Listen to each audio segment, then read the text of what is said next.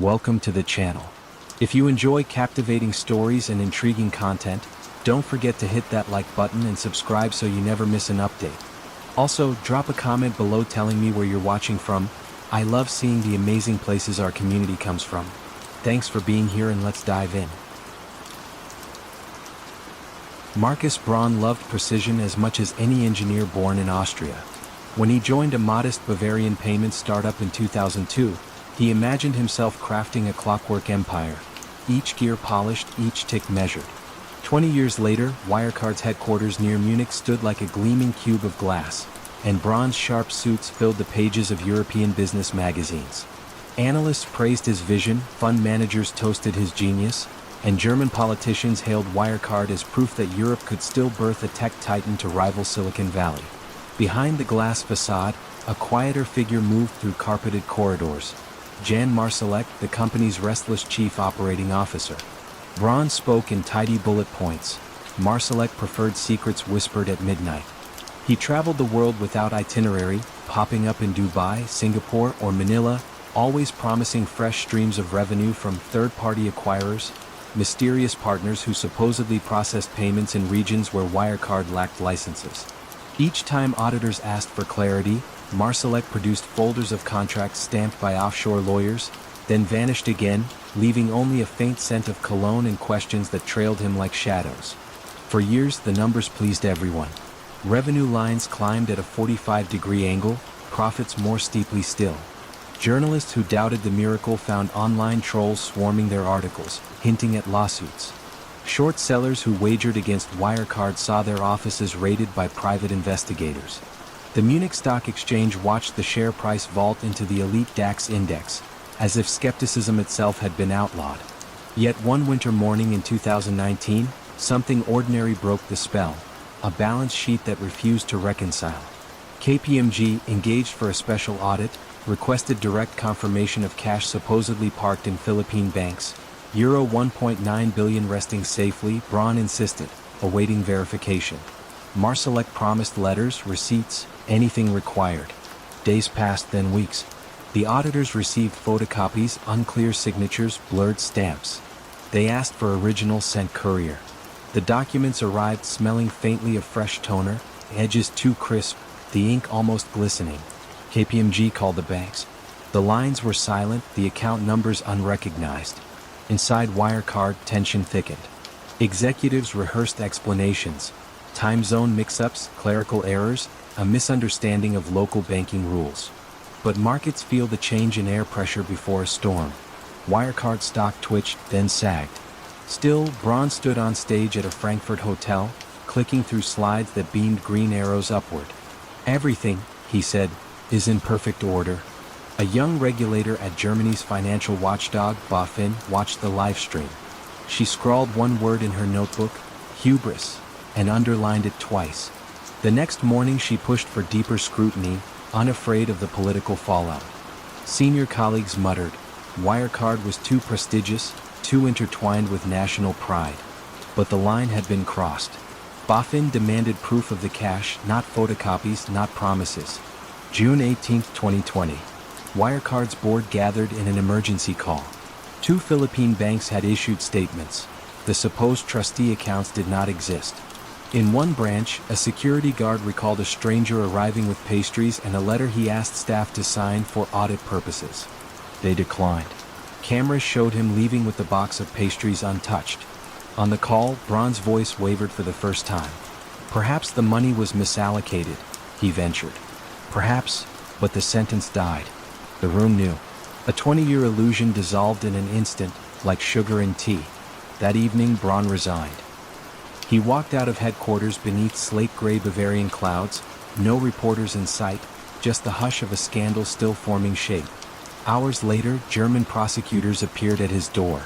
The next morning, newsstands blared, Euro 1.9 billion missing. Investors who had treated Wirecard shares as blue chip watched their holdings crumble to pennies. Pension funds, university endowments, and small German savers all learned how quickly trust can turn to dust. Marsalek was nowhere. Immigration records showed him boarding a private jet to Minsk, then nothing. Rumors sprouted. He was in Moscow, in Libya, in a remote Austrian chalet guarded by ex-commandos. Intelligence agencies whispered about encrypted chats, secret investments in surveillance tech, even contacts within Russian security circles. Each rumor felt plausible because Marsalek had always thrived in half-light. Meanwhile, auditors sifted through server logs, meeting minutes, and shell companies strung across Mauritius, the Isle of Man, the British Virgin Islands. They found invoices for services never rendered, merchants that sold nothing, payments looped in circles until fiction resembled revenue. Employees realized signatures had been forged in their names. Some wept, others called lawyers. The fraud was breathtakingly simple. Invent sales, backfill paperwork, move fake money between friendly banks, then point to the smoke and call it substance. In July, Braun sat in a Munich interrogation room, fluorescent bulbs buzzing overhead. He spoke of ambition, global competition, the pressure to deliver quarter after quarter. He claimed he had believed Marsalek, had trusted colleagues, had been misled himself. Prosecutors listened, unconvinced. The law did not care whether faith was genuine when it propped up lies that scorched billions. As autumn leaves carpeted Munich parks, Wirecard filed for insolvency, the first DAX company ever to do so. Staff carried boxes of personal items past television crews. One engineer taped a post-it to his monitor. Was it worth it? No one answered. The story does not end with a courtroom epilogue, at least not yet. Trials crawl forward, extradition warrants gather dust, and Marsalek remains a phantom, perhaps sipping espresso in some undisclosed apartment where blinds stay shut all day. But in financial circles, his legacy lingers. Whenever auditors request a simple bank confirmation and executives hesitate, someone inevitably mutters, "Remember Wirecard," and the room falls quiet. In that silence lies the real lesson. Numbers may glitter, leaders may charm, but truth waits with patient certainty. One missing confirmation letter, one guard refusing pastries, one junior regulator refusing to bow. Tiny acts fracture grand illusions. The gears of Braun's clockwork empire were always made of glass, and when the sunlight finally hit at the right angle, everyone could see straight through. Bernard L. Madoff Investment Securities occupied 3 pristine floors of a midtown Manhattan tower, high enough that the city's clamor softened into a hush. Visitors stepping from the elevator first noticed the carpeting, thick as fresh snow, and the subtle hum of servers behind frosted glass. A receptionist offered coffee in porcelain cups, not paper, while discreet security cameras watched every handshake. Everything was calculated to soothe nerves and flatter ambition. Nothing about the place suggested crime. That, of course, was the genius of it. Bernie Madoff himself cultivated the air of a benevolent uncle. Silver-haired, softly spoken, fond of pressed Oxford shirts and self-deprecating jokes about his humble beginnings in Queens. He had chaired the NASDAQ, sat on museum boards, donated generously to hospitals and synagogues. He was the embodiment of respectable wealth, and that aura was his most valuable commodity. New clients rarely saw the trading floor. Why should they? The performance numbers arriving each month were enough. Smooth, positive returns of roughly 1%, rain or shine, dot-com crash or housing bubble. No drama, just quiet growth. For years, skeptics whispered. Competitors muttered that no strategy could be that consistent. A derivatives expert once cornered Bernie at a charity gala and asked how he hedged overnight risk. Bernie smiled, laid a hand on the man's shoulder, and replied, "If you don't understand, then you don't need to." The expert laughed along with the crowd, unwilling to press further. After all, many had placed family fortunes with Madoff. To question him was to question their own judgment. On the 17th floor, away from the marble reception, a small, windowless office held the real engine. There, antiquated IBM AS/400 computers printed trade confirmations on continuous green-white paper. Young clerks in rolled-up sleeves fed envelopes, stamping statements that listed purchases and sales of blue-chip stocks. GE in, IBM out, Pfizer in, DuPont out. Yet the trades existed only on paper. The firm's supposed split-strike conversion strategy was never executed. The clerks were forging an alternate universe, one perforated edge at a time. Money from new investors went to pay earlier ones, the classic Ponzi shuffle, but with a refinement of scale. Foundations, universities, even Holocaust survivors' funds wired millions into an account at JP Morgan Chase, all believing their cash was being transformed into steady, low-volatility gains. In truth, it sat, idle, awaiting the next redemption request. As the pool swelled past 10, 20, 30 billion, Bernie joked to confidants that he could buy a minor league baseball team with the leftover float. They thought he was kidding. Down in Boston, however, a quantitative analyst named Harry Markopoulos was not laughing. He charted Madoff's return stream against market volatility and saw an impossible straight line. Over 9 years, he sent the Securities and Exchange Commission detailed memoranda titled, "The World's Largest Hedge Fund is a Fraud," complete with equations, probability curves, and a demolition of the alleged option strategy. Each submission landed at the SEC like snow on warm pavement. The agency, understaffed and overawed, interviewed Madoff courteously, then filed the matter under miscellaneous. The end came not from regulators but from gravity. In September 2008, Lehman Brothers collapsed. Credit froze. Investors everywhere fled to cash. Redemption requests hit Madoff's inbox like hailstones on glass. He stalled, wiring a bit here, a bit there, but the tide was relentless. On a raw December morning, he called his 2 sons into the living room of his penthouse, confessed one big lie, and suggested a bonus payout for loyal employees before everything unraveled.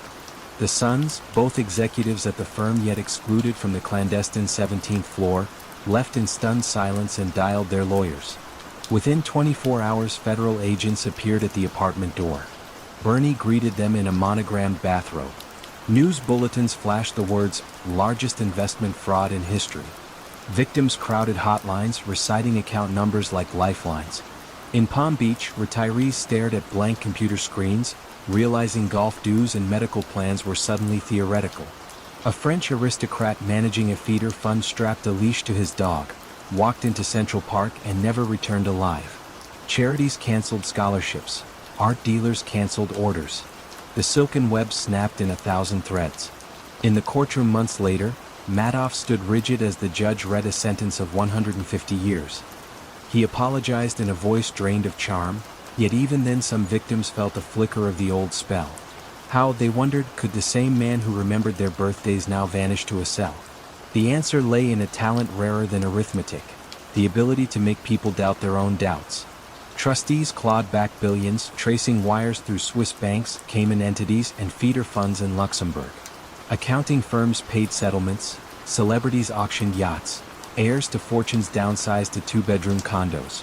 Slowly the ledger balanced between fiction and restitution, though never completely. What mathematicians measured in dollars, victims measured in sleepless nights and severed friendships. Outside the Metropolitan Correctional Center, a winter wind rattled flagpoles. Reporters asked whether Wall Street had learned its lesson. A former SEC examiner shrugged. Regulations would tighten, yes, but memories fade.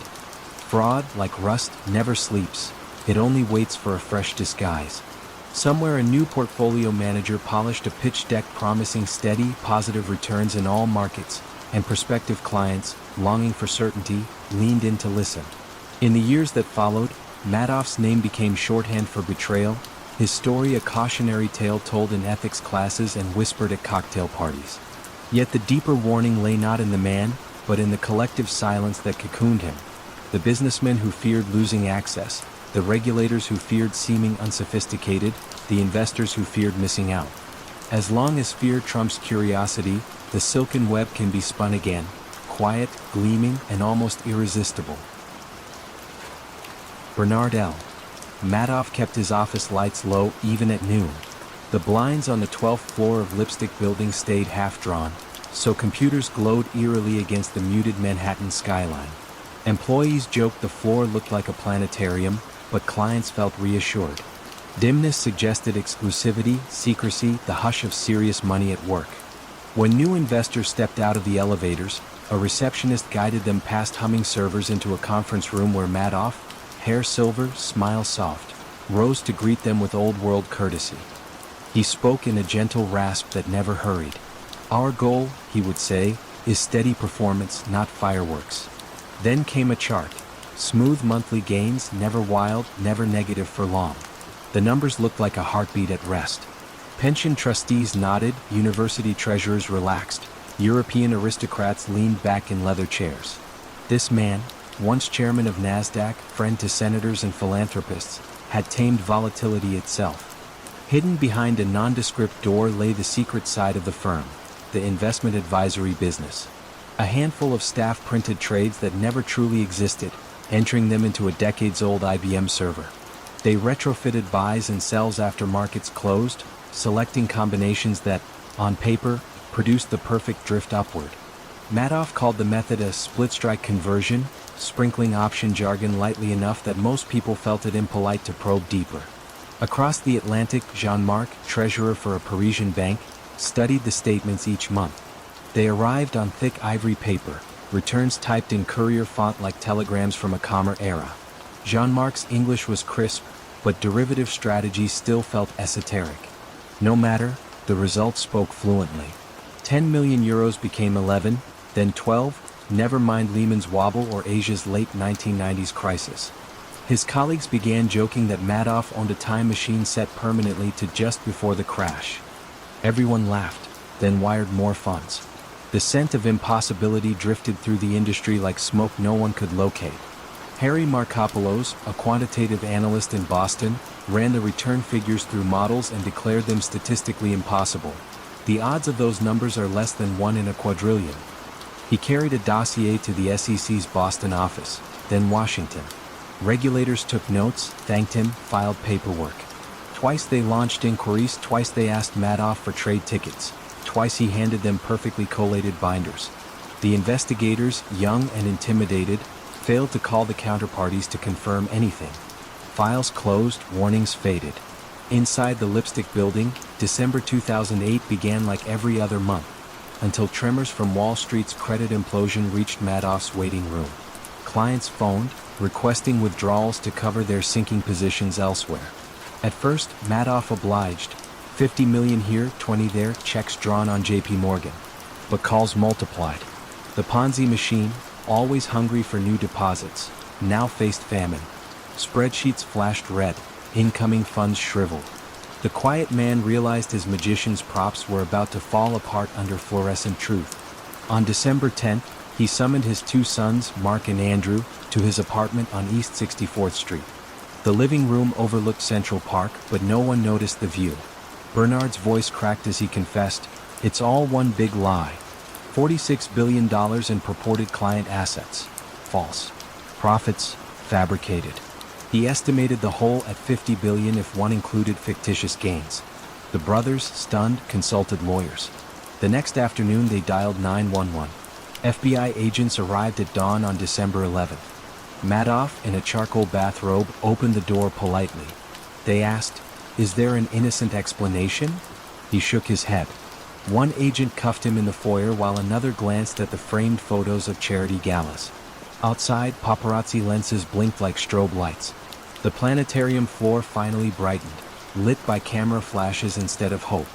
Revelation rippled outward with ruthless efficiency. In Palm Beach, retirees sat at kitchen tables connecting the dots. Golf club dues paid with phantom income. College funds reduced to ink on statements. A widow named Ruth, no relation to Madoff's wife, turned off her TV and faced a silence so deep she swore she could hear dust settling. She had trusted Madoff since the 1980s. Now her nest egg was vapor and her mortgage payment due. Europe felt aftershocks. Santander and Madrid admitted billions of exposure via feeder funds.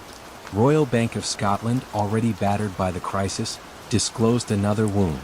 Charities shuttered overnight, scholarships vanished, art endowments froze purchases. Each revelation sounded the same note. The safest harbor had been quicksand. Irving Picard, a trustee appointed to untangle the mess, entered the Lipstick Building weeks later. He found file cabinets packed with manila envelopes labeled paid and unpaid, no rhyme, no audit trail, no master ledger. A single dot matrix printer still hissed quietly, spitting out meaningless confirmations as if unaware its purpose was gone. Picard's team scraped decades of records, clawed back funds from those who withdrew early, sued feeder managers who had skimmed generous commissions. The process resembled reconstructing a shattered mirror one shard at a time. Every gesture risked drawing blood. In court, Madoff never raised his eyes. He pled guilty to 11 counts: securities fraud, wire fraud, money laundering. Judge Denny Chin called his crimes extraordinarily evil and pronounced a sentence of 150 years. Gasps filled the gallery. Some victims felt triumphant, others empty. No number could refill what had been siphoned off hours, days, even lifetimes of labor. The perpetrator spent his final years in a North Carolina federal prison, tending koi in a small pond, telling younger inmates how Wall Street once worked. Outside, debates raged. How could so many sophisticated minds miss the obvious? Some blamed regulatory understaffing, others greed, still others the hypnotic power of an icon's reputation. But perhaps the simplest answer dwelled in Madoff's own words, spoken almost as confession during earlier interviews: people want to believe. And so they did, until the believing stopped, and the quiet office on East 48th Street became a mausoleum of trust. The blinds finally opened for movers hauling out desks, letting sunlight flood the floor where fabricated trades had shimmered in terminal glow. Dust motes swirled like tiny verdicts in the beam, each particle saying the same thing. Transparency, after all, is not a courtesy. It is the only protection. Houston in the 1990s crackled with optimism. Glass towers sprouted beside the freeways, and none gleamed brighter than Enron Center, a blue-white prism rising over Texas Avenue. Inside, a new gospel of asset-light capitalism floated through the air-conditioned hallways. Energy was no longer pipes, tanks, and turbines but ideas, tradable, hedgeable, infinitely reinventable. The preacher of this creed, Jeffrey Skilling, favored rimless glasses and brisk conference room sermons. His mentor, Chairman Ken Lay, provided avuncular smiles and Washington connections. Together they promised to turn a gas pipeline company into a frictionless energy supermarket, where electrons, weather patterns, and broadband capacity could be bought and sold like corn futures. At first the alchemy looked real. Traders on the 6th floor rang brass bells whenever a big deal closed. Ticker symbols for E&E climbed from 30 to 60 to 90, splitting along the way. Skilling stalked the curved trading floor like a general inspecting troops, clapping shoulders, hurling quick math challenges. "What's the NPV if this spark spread narrows by 15%? He'd ask. Correct answers brought stock options. Hesitation invited mockery.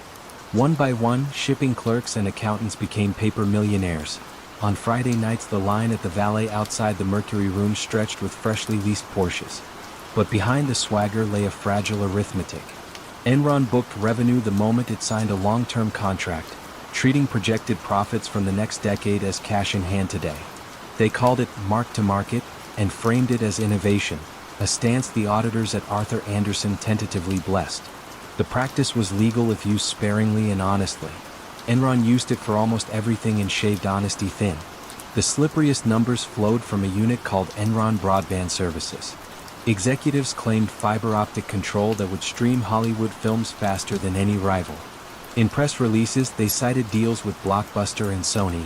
In reality the network was a patchwork of rented lines and hopeful diagrams. When internal analysts warned that projected traffic was a mirage, Skilling waved them off. "The market's not wrong," he said. "The market is us." To keep Wall Street enchanted, Chief Financial Officer Andrew Fastow assembled a shadow constellation of partnerships codenamed LJM, Raptors, and Jedi. These off-balance sheet vehicles bought underperforming Enron assets. Power barges stuck in a Brazilian port, a fleet of rusty turbines, paying with money borrowed against Enron stock itself. The circular flow disguised losses while propping up share price, which in turn underwrote fresh loans.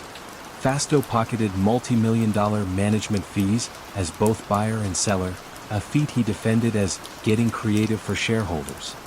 Seasoned traders noticed hairline fractures. Gas schedules printed by one department bore no relation to volumes reported by another. Plant managers logged phantom maintenance to explain mysteriously low output. Still, quarterly conference calls opened with Lay's buttery reassurance that Enron was a logistics company poised for the 21st century. Analysts, eager to protect lucrative investment banking business, asked only gentle questions. One dissenter, hedge fund manager Jim Chanos, shorted the stock and warned clients that Enron's margins defied the laws of physics. His reports circulated quietly, dismissed as envy. Then the air shifted. In August 2001, Skilling resigned abruptly for personal reasons. He left with $60 million in cashed-out options and a handshake photo on the lobby staircase. Investors felt a chill. That autumn, as morning light slanted across Houston, Vice President Sharon Watkins slipped a memo under Lay's door.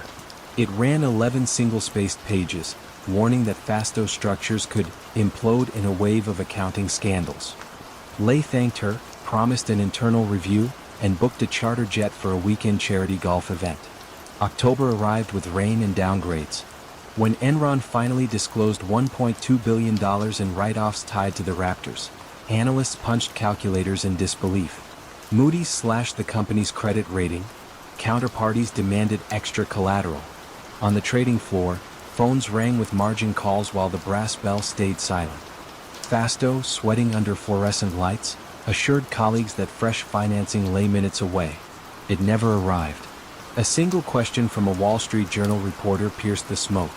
"Can you explain in plain English how you make money?" Enron's media team drafted sentences dense with synergies and scalable platforms, but the spell was broken. Brokers dumped shares. Employees refreshed AOL screens as their 401k, heavy with company stock, shrank in real time. By November the price fell below $1. Rumors of a white knight merger with Dynegy flickered, then died when Dynegy's accountants glimpsed Enron's books. On December 2, 2001, Enron filed for Chapter 11 protection, the largest bankruptcy in American history at that moment. More than 4,000 Houston employees learned the news from cable television. Severance checks bounced before Christmas lights were strung. In windswept parking lots, ex-engineers scraped the bluey logos off their pickup windows, leaving faint adhesive ghosts. Investigators from the Justice Department and the Securities and Exchange Commission descended with subpoenas. Fasto was first to fold, pleading guilty to fraud and handing over boxes of emails in exchange for a reduced sentence. Anderson, once a titan of public accounting, was indicted for shredding Enron documents. The conviction, later overturned on technical grounds, still dissolved the firm. Skilling fought in court, arguing that complex risk management had been mistaken for deceit. A jury disagreed, convicting him on 19 counts. Lay was found guilty as well but died of a heart attack before sentencing. The mythology of limitless innovation died alongside him, though less quietly. In the aftermath, Congress passed the Sarbanes-Oxley Act, tightening audit rules and requiring CEOs to certify financial statements under threat of prison. Yet veterans of the case muttered that laws are only words. Vigilance must live in boardrooms and cubicles where pressure to impress the market can erode integrity grain by grain. Today, the tower at 1400 Smith Street bears a different logo, its lobby redesigned in earth tones that whisper prudence. Visitors ride the same elevators where Skilling once plotted broadband dominance, unaware of the ghost company that vanished into spreadsheets and shredded confetti. Outside, the Houston air still smells faintly of crude and optimism, an invitation to try again, only this time, perhaps, with numbers that survive the harsh light of day. Elizabeth Holmes dressed like a monochrome promise, black turtleneck, black trousers, almost monk-like amid the neon bloom of San Francisco cafes. When she founded Theranos in 2003, she was 19, earnest, persuasive, forever clutching a vial of pale red liquid the size of a raindrop. "A single finger stick," she told anyone who would listen, "can run hundreds of tests." Her blue eyes seldom blinked. Investors took that as certainty rather than practice. By 2011, Theranos occupied a sleek campus in Palo Alto, its walls frosted with motivational phrases about disruption. Venture capitalists drifted through like art collectors at a studio preview, entranced by machinery hidden behind tinted glass. Holmes called the device Edison, later Minilab, but employees nicknamed it Frankenstein. Compartments rattled when coolant lines clogged, robotic arms froze mid-arc, samples clotted. Still, tour guides in white coats whispered, "proprietary," and pressed buttons that triggered choreographed whirs while visitors sipped cucumber water, none the wiser. Behind closed doors, chemist Erica Chung watched the red flags multiply. Calibrations failed daily, quality control flags lit dashboards like Christmas lights. She lodged complaints, each routed through a chain of silence. Senior biochemist Ian Gibbons tried to redesign assays, yet data refused to cooperate. Employees were discouraged from discussing problems beyond their immediate team. Hallways carried the hush of a library ruled by invisible librarians. Holmes, meanwhile, cultivated myth. She lowered her speaking voice to a husky register, quoted Jane Austen in board meetings, and appeared on magazine covers titled, "The Next Steve Jobs." Rupert Murdoch invested $125 million after a single presentation. Former Secretaries of State George Shultz and Henry Kissinger joined the board, their gravitas shielding the startup from probing questions. No one wanted to interrogate a dream that glittered with both profit and moral grandeur. Democratizing healthcare, disrupting lab cartels, saving lives. In 2013, Walgreens executives toured Theranos headquarters under non-disclosure agreements that rivaled diplomatic treaties. They glimpsed a laboratory bathed in amber light, rows of sleek analyzers, an employee loading tiny cartridges. What they did not see: a second lab upstairs filled with conventional Siemens machines, bulky, reliable, definitely not revolutionary, quietly churning out most patient tests. Holmes called them bridges, until Edison reached perfection, a milestone that receded each quarter like a mirage. The partnership launched anyway. Phoenix, Arizona became the proving ground, miniature wellness centers inside corner Walgreens stores, each advertising comprehensive lab results from a single drop. Retirees lined up alongside young parents, everyone curious about a painless alternative to venipuncture. Phlebotomists pricked fingers, collected capillary blood in nanotainers, and shipped samples overnight to Palo Alto.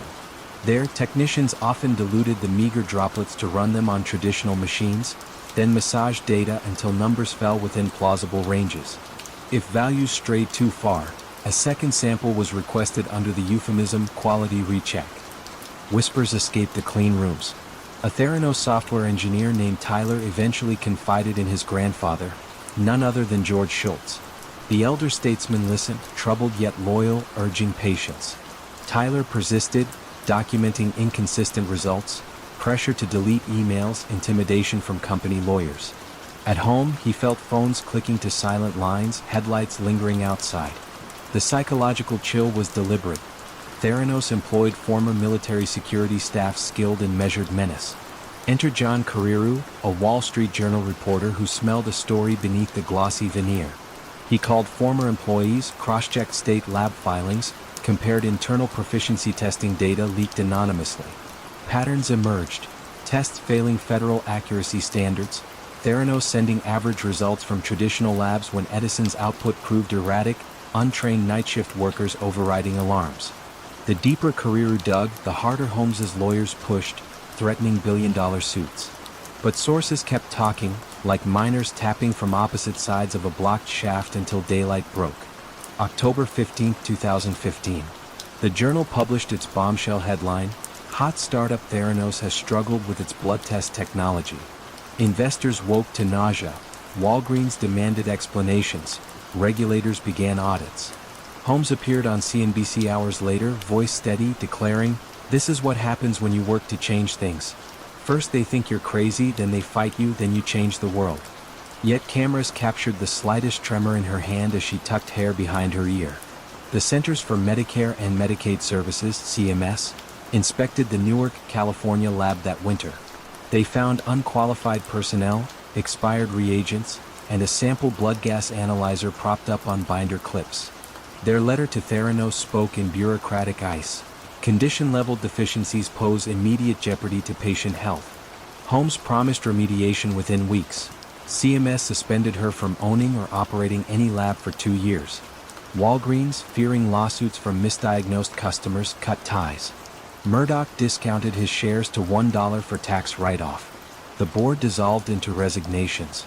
By 2018, the Securities and Exchange Commission filed civil charges alleging a years-long fraud in which Holmes and former President Ramesh Sunny Balwani exaggerated or made false statements about the company's technology.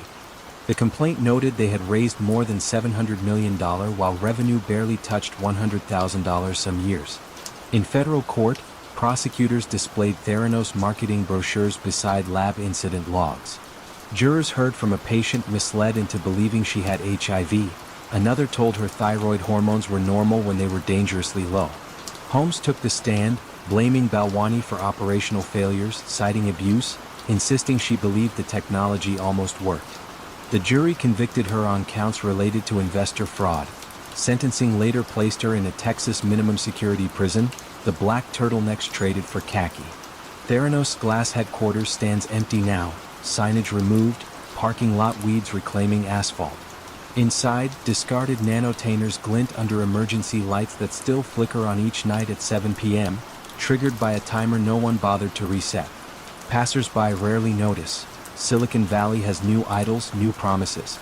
Yet in clinics across America, phlebotomists still tighten tourniquets, slide needles into veins, and draw the crimson certainty homes tried to replace. Each drop reminds the industry of a scarlet lesson. Cutting corners in healthcare bleeds real people.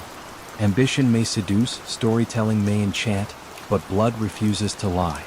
It will clot, hemolyze, or reveal the truth under proper scrutiny, truth that neither charisma nor black silk can disguise forever. WorldCom's headquarters sat beside a pine-lined highway in Clinton, Mississippi, a town better known for catfish farms than global telecom. The modest setting suited Chief Executive Bernard Ebbers, a former high school basketball coach who still spoke in syrupy vowels and wore cowboy boots beneath tailored suits. Reporters nicknamed him the Telecom Cowboy, amused that Wall Street's newest titan hailed from nowhere in particular. Ebbers delighted in the contrast, reminding investors that humility and ambition were not opposites but partners. Ambition, in truth, powered everything. From 1995 onward, WorldCom devoured long-distance rivals with the appetite of a cyclone. MFS, UNet, Brooks Fiber, one target after another, each acquisition announced in a folksy drawl that masked the intricacy of the deals. By 1999, the company carried nearly half of America's internet traffic and had just agreed to merge with the far larger Sprint. On conference calls, Ebbers described a future where voice, data, and video would flow through a single pipe to every home and WorldCom would own the faucet.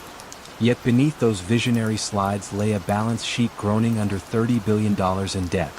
The dot-com boom had saturated the landscape with unused fiber, pushing bandwidth prices down as fast as WorldCom could lay new cable. Revenue growth slowed. The stock price, once soaring at $60 a share, drifted south of $15. Ebbers, whose personal loans were collateralized by WorldCom shares, felt the ground tilt. Margin calls lurked like dark clouds, threatening not only his fortune but the story he had spun for a decade. Inside a drab office on the third floor, Chief Financial Officer Scott Sullivan opened an Excel workbook nicknamed the Kitchen Sink. It contained a single column titled Prepaid Capacity, a bland phrase that would soon carry billions of invented dollars. The recipe was simple, almost childish. Whenever operating expenses exceeded forecasts, accountants shifted the overage into capital expenditure, labeling routine network maintenance as long-term investment. Capital expenses flowed onto the balance sheet instead of the income statement, producing mysterious profits where losses should have been.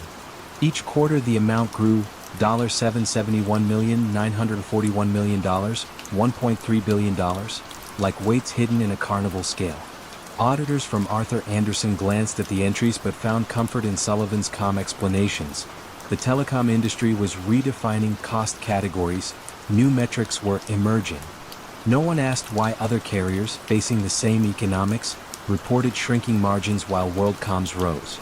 Analysts, pleased by the steady earnings, issued by recommendations and updated price targets. Ebbers toured investment conferences, quoting Corinthians, "Run in such a way as to win the prize," never mentioning that the prize now depended on creative labeling. In early 2002, a soft-spoken internal auditor named Cynthia Cooper noticed odd journal entries posted in the dead of night. She led a small team through locked filing cabinets and after-hours server logs, piecing together a mosaic of capital releases and line cost transfers. The numbers whispered one message: the company was fabricating profits on an epic scale. Cooper's boss warned her to let it go, but she pressed deeper, working clandestinely until dawn, documenting every adjustment. Meanwhile, Ebbers faced his own reckoning. The board, alarmed by the size of his personal loans, now $400 million, asked him to pledge more shares or step aside. The share price, wobbling under recessionary winds, made additional collateral worthless. On April 30, 2002, the board accepted his resignation. Ebbers left the building without fanfare, pausing only to hug a security guard who had opened doors for him back in the glory days. Sullivan assured Wall Street that nothing fundamental had changed. Yet within weeks, Cooper finished her secret report and handed it to the new CEO, John Sidgmore. The cover page spelled it out: $3.8 billion in improper accounting entries. Sidgmore phoned the board at midnight, voices crackling down copper lines WorldCom no longer owned. Directors gasped. The figure erased nearly every dime of profit reported since 1999. On June 25, 2002, WorldCom issued a press release so stark it felt surreal. The company would restate earnings, acknowledging billions in expenses that had been misclassified as capital investment. Traders reeled. The stock fell from pennies to fractions of a cent, then was halted altogether. 2 weeks later, WorldCom filed for Chapter 11, at $107 billion in assets, the largest bankruptcy in American history until Enron surpassed it months later. Employees at regional offices packed family photos into cardboard boxes while technicians shut down redundant fiber loops to conserve cash. Pensioners in Jackson stared at account statements wiped of value. Across the Pacific, vendors in Tokyo and Singapore realized receivables were now claim numbers in an unfolding insolvency. The bandwidth revolution continued, but its self-proclaimed leader had been built on ledger smoke. Congress convened emergency hearings. Cooper, hair pulled back, testified about late-night discoveries and whispered threats. Ebers, towering at 6'4", denied wrongdoing, insisting he couldn't spell EBITDA when he started and had always relied on the finance team. Sullivan, cornered by FBI agents, traded cooperation for a lighter sentence, describing meetings where the only agenda item was making the numbers work. He admitted the kitchen sink held $11 billion before the water spilled. A Mississippi jury in 2005 found Ebers guilty of securities fraud and conspiracy. The judge, unmoved by pleas for leniency, imposed 25 years. Sullivan received 5. Cynthia Cooper was awarded Time magazine's Person of the Year, though she later reflected that whistleblowing exacts a cost no plaque can repay. WorldCom re-emerged from bankruptcy as MCI and was eventually absorbed by Verizon, its name erased like chalk after rain.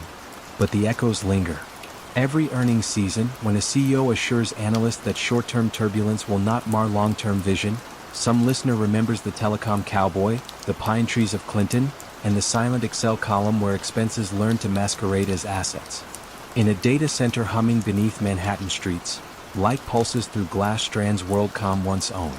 The photons carry memories as well as information, a reminder that in markets, as in physics, nothing stays hidden forever. The signal eventually reaches daylight, and when it does, even the strongest story breaks like a fiber under too much strain. Silvio Berlusconi's Italy once joked that the peninsula rested on 2 pillars: football and food. In the lush dairy heartland of Parma, a third pillar rose quietly, a company named Parmalat, whose blue and white cartons lined every supermarket refrigerator from Milan to Messina. At its helm stood Callisto Tanzi, a portly businessman with a soft handshake and an avowed love of family values. He founded Parmalat in 1961 with a single pasteurization machine, then married technological flair to television advertising, convincing Italians that ultra-high temperature milk could taste as wholesome as fresh farm fare.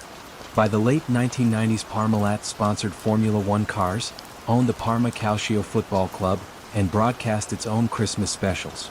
Tanzi appeared at ribbon cuttings beside bishops and prime ministers, smiling modestly while reporters called him Il Mago del Latte, the milk wizard. Yet magic, by definition, requires misdirection. Inside Parmalat's mirrored headquarters on Via Emilia Ovest, Chief Financial Officer Fausto Tana tended a labyrinth of offshore entities: Bonlat in the Cayman Islands, Epicurum in Luxembourg, Travel Store in the Netherlands Antilles. These companies were billed as vehicles to support international expansion. In practice, they were some pits for death. Whenever Parmalat borrowed fresh euros to build a yogurt plant or acquire a Brazilian juice brand, Tana shifted the liability onto an island subsidiary, then recorded a receivable on the parent company's balance sheet as though the money were still safely owed to Parmalat rather than by it. The maneuver disguised obligations while preserving the image of a cash-rich conglomerate. External auditors at Grant Thornton, Italy dutifully rubber-stamped the statements, in part because Tana produced bank confirmations showing billions on deposit at Bank of America's Cayman branch. The letters arrived on impressive letterhead, signed by a Gil White who answered no phone calls. No one insisted on independent verification.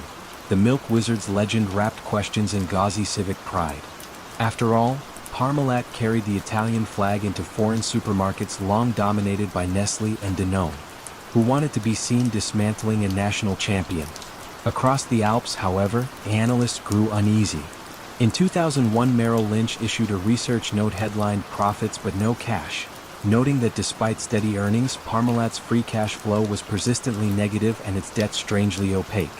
Tana shrugged off the critique as technical nonsense and flew to London to charm bond investors with projections of double-digit growth in Latin America. The investors, seduced by coupons of 7 and 8% in an era of meager returns, bought 1.8 billion euros of new notes. Parmalat's total debt now topped 14 billion euros, more than Italy's annual cheese exports, but rating agencies kept investment-grade scores, comforted by those Cayman deposits. The first crack widened at a Paris investor conference in November 2003. A hedge fund analyst, reviewing footnotes, asked how Parmalat could report 3.9 billion euros in cash while paying almost no interest income. Tana chuckled that Caribbean rates were notoriously low.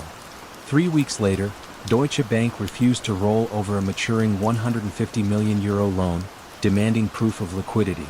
Tanzi sent couriers racing for new bank confirmations. This time Gil White's signature arrived misaligned, the letterhead slightly blurred. Deutsche's risk team dialed Bank of America directly. The number rang to a fax machine.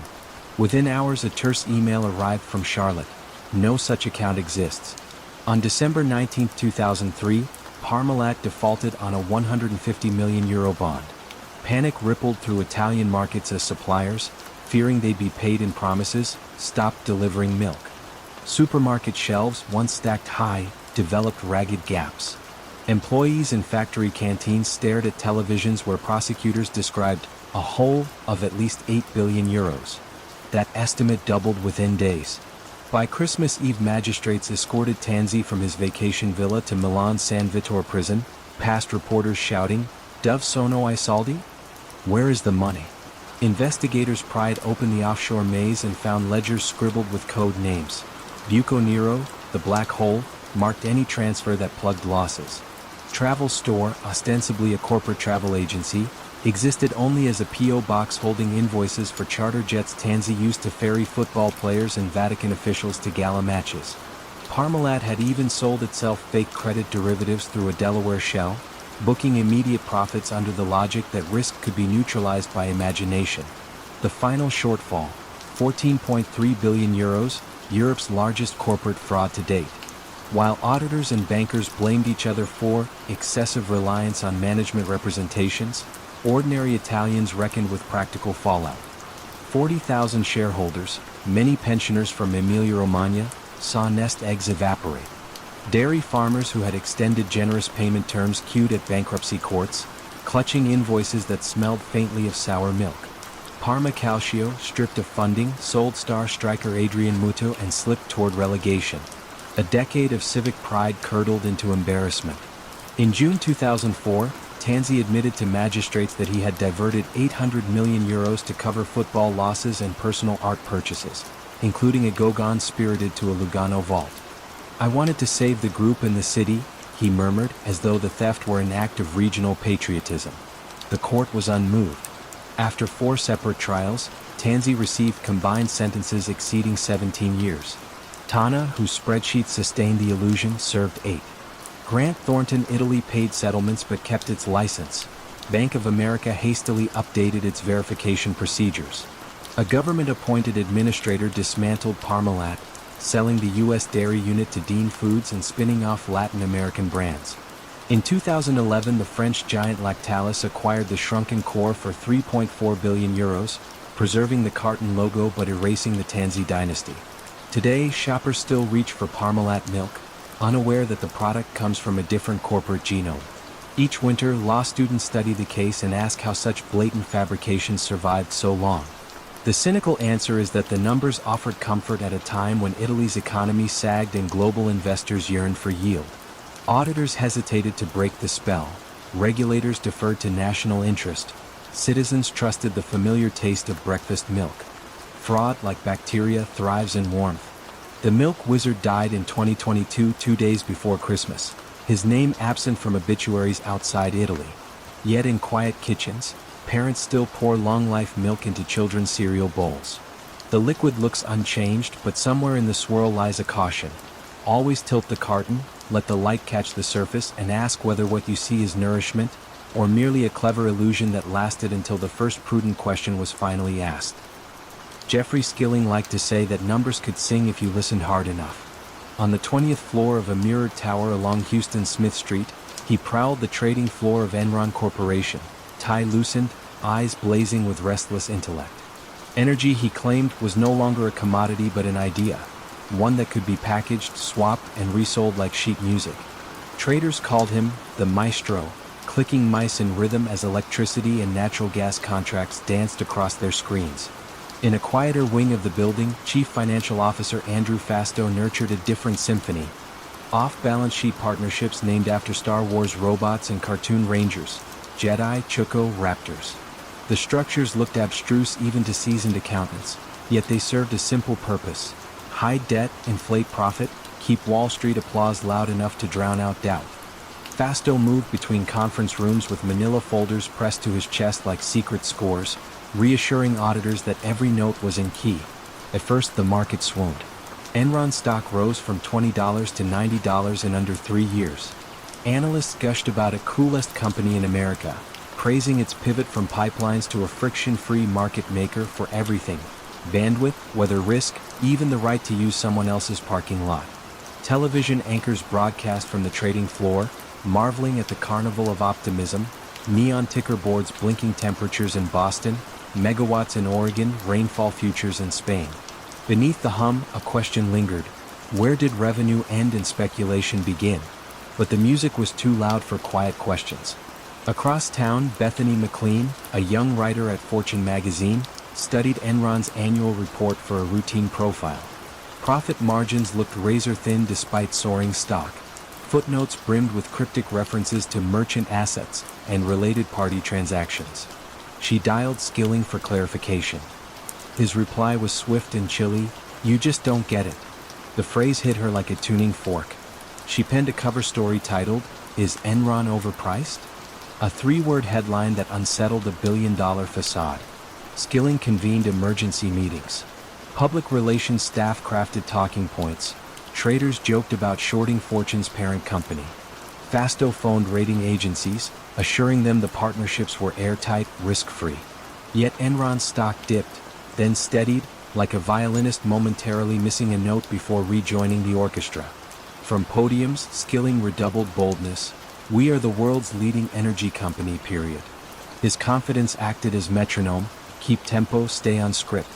The real cracks emerged not in Manhattan boardrooms but along dusty pipelines stretching across the desert Southwest. Engineers discovered sections operating below capacity, contracts underperforming, counterparties stalling payments. To mask shortfalls, Fastow's Raptors bought faltering assets at pre-agreed prices, booking gains while parking liabilities out of sight. Enron's internal accountants noticed circular cash flows with no economic substance. When they raised flags, managers reminded them of expiring stock options and lofty bonuses. Most nodded, filed their concerns in unlabeled folders, and returned to their desks. Summer 2001 arrived with Gulf Coast heat that shimmered over asphalt. Skilling abruptly resigned, citing personal reasons. Employees watched him exit through revolving doors, shoulders suddenly rounded. New CEO Ken Lay, founder, affable Texan, donor at every gala, took the helm, preaching stability. But traders sensed altered air pressure. Spreads weren't covering borrowing costs, and credit default swaps on Enron debt widened daily. Rumor became currency, fear its exchange rate. Investors demanded transparency. Enron scheduled a conference call for October 16. On the line, analysts traced polite circles around Fastow's entities. Skilling's successor Jeff McMahon offered an opaque phrase: "We have hedged our assets through related party structures." One analyst finally cut the harmony: "Where's the equity? How do we model the risk?" Silence pooled in the pause. When the call ended, screens flickered red. That evening, Sharon Watkins, a senior vice president once mentored by Fastow, drafted an anonymous 7-page memo to Ken Lay. Her warning was blunt: "I am incredibly nervous we will implode in a wave of accounting scandals." She slipped the papers under his office door, heart pounding like a snare drum. Lay promised an internal review, hiring lawyers who had previously blessed Fastow's designs. investigators investigating themselves. In November, the Securities and Exchange Commission opened a formal inquiry. Banks tightened credit lines. Enron's traders, once swaggering cowboys, found themselves unable to post collateral. Deals died mid-execution like songs cut off at the bridge. On December 2, 2001, Enron filed the largest bankruptcy in U.S. history. Employees gathered in the atrium beneath an enormous neon E, watching television crews assemble outside. One worker ripped his badge from its lanyard, let it fall, and whispered, "End of the show." Pension plans evaporated alongside paychecks. Janitors, secretaries, and engineers who had invested retirement savings in company stock lost decades of security. Meanwhile, Fasto's personal partnerships had netted him $45 million. Skilling had sold shares worth $60 million before resigning. Lay had cashed out yet urged employees to buy more. Congressional hearings followed, soundstage dramas where senators brandished shredded documents and witnesses swore oaths under blazing camera lights. Skilling claimed ignorance of technicalities. Lay spoke of betrayal by underlings. Fasto eventually pled guilty, exchanging cooperation for a lighter sentence. In a Houston courtroom, jurors listened to tapes of traders joking about manipulating California's power grid. Rolling blackouts turned into punchlines. They studied flowcharts of SPEs looping revenue through mirrored corridors until debts vanished like reflections in a funhouse. On May 25, 2006, verdicts arrived. Skilling convicted on 19 counts, Lay on 6. Weeks later, Lay suffered a fatal heart attack while vacationing in Colorado, his legacy sealed in limbo. Skilling received 24 years, later reduced, yet the image of the maestro in handcuffs became an enduring freeze frame of hubris undone. The glass tower on Smith Street remains, its logo removed, leased now to smaller firms who mind their ledgers with almost superstitious care. At dusk, janitorial staff sometimes hear faint echoes, keyboard clatters, distant applause, like a ghost orchestra tuning invisible instruments. Outside, a bronze plaque commemorates employees' lost pensions, not executives' vanished prestige. Enron's collapse rewrote textbooks on corporate governance, yet the lesson is simpler than the accounting footnotes. Profits that grow flawless quarter after quarter can be as illusory as music unheard. Pipelines may carry gas, swaps may hedge risk, but trust cannot flow through hidden conduits. Once it leaks, no symphony, however skillfully arranged, can drown the hiss of truth escaping. Londoners arriving at Liverpool Street Station in the winter of 1995 often gazed up at the Gothic facade of Barings Bank and felt a quiet patriotic pride. The institution had financed the Louisiana Purchase, survived 2 world wars, and groomed generations of pinstripe gentlemen whose calm accents could steady any market.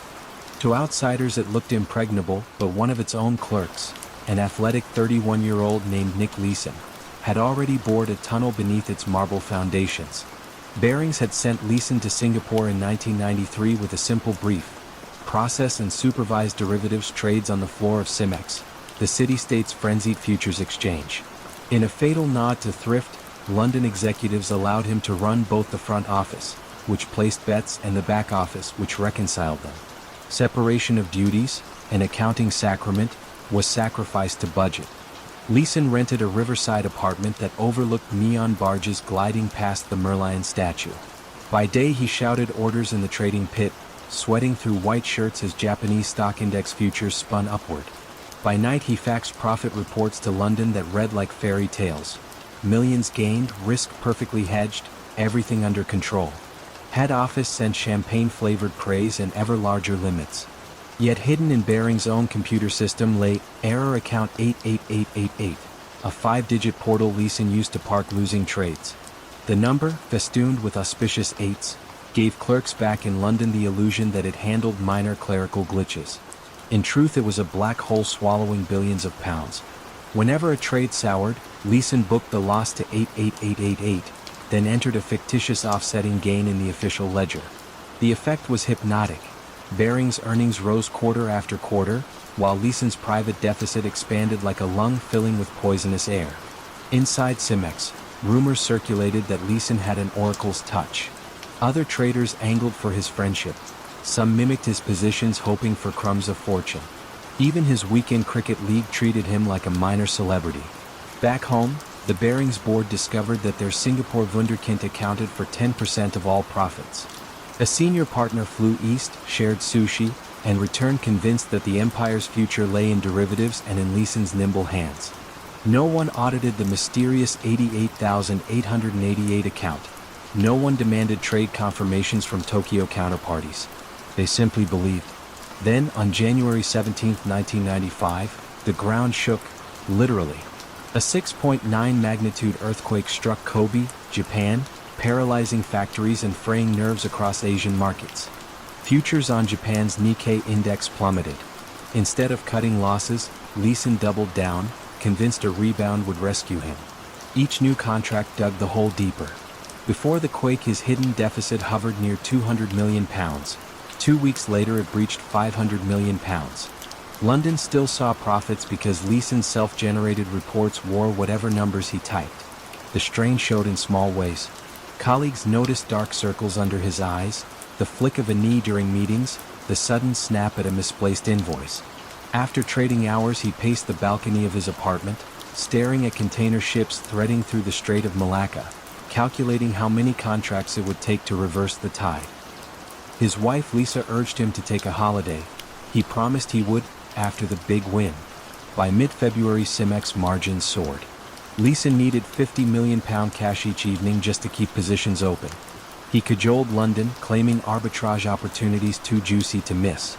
Barings Treasury wired the funds, pawning its gilt-edged securities to raise liquidity.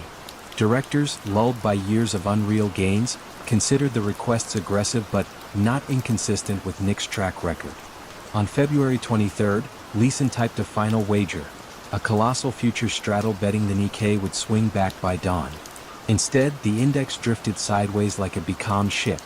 At sunrise, Leeson slipped out of the office, leaving a note on his desk. "I'm sorry."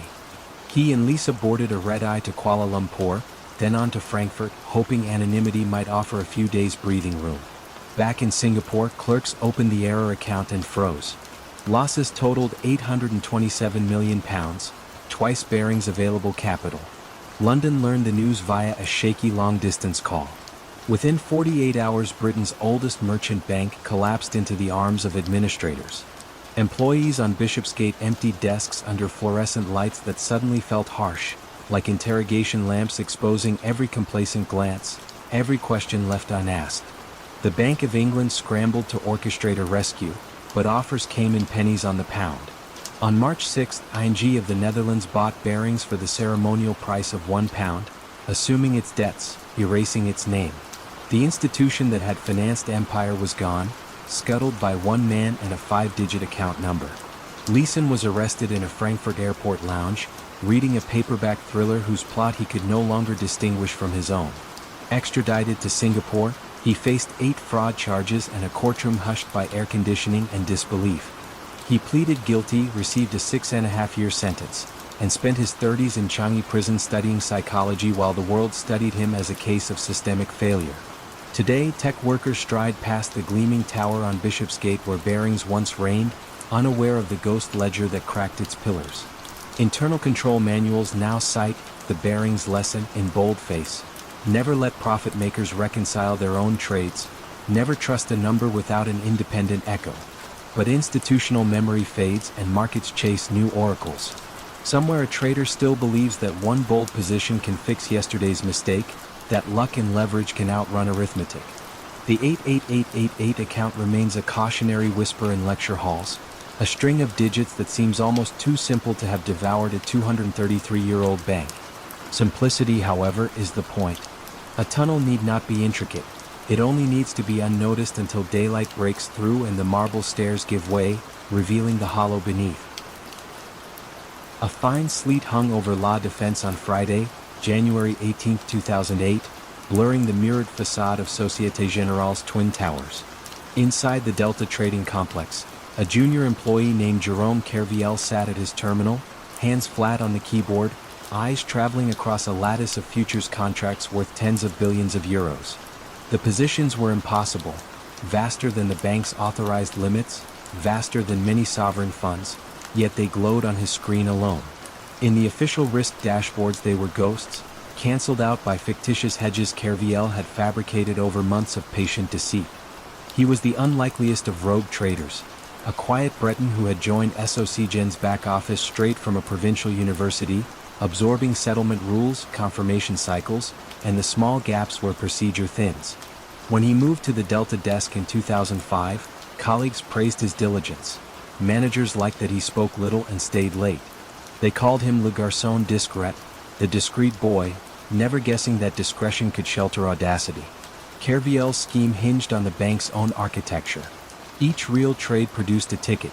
Each ticket required a matching counter trade or hedge. If a mismatch lingered past noon, alarms clanged. Kerviel learned to feed the system dummy tickets. Supposed futures with Deutsche Bank or UBS? That balanced his true bets just long enough to survive overnight reconciliation. At dawn he deleted the phantoms, freeing capacity for new wagers before auditors arrived. The ploy was low-tech, almost pastoral, yet scale turned it nuclear. By Christmas 2007 his hidden exposure on European equity indices topped 50 billion euros, roughly the GDP of Slovakia.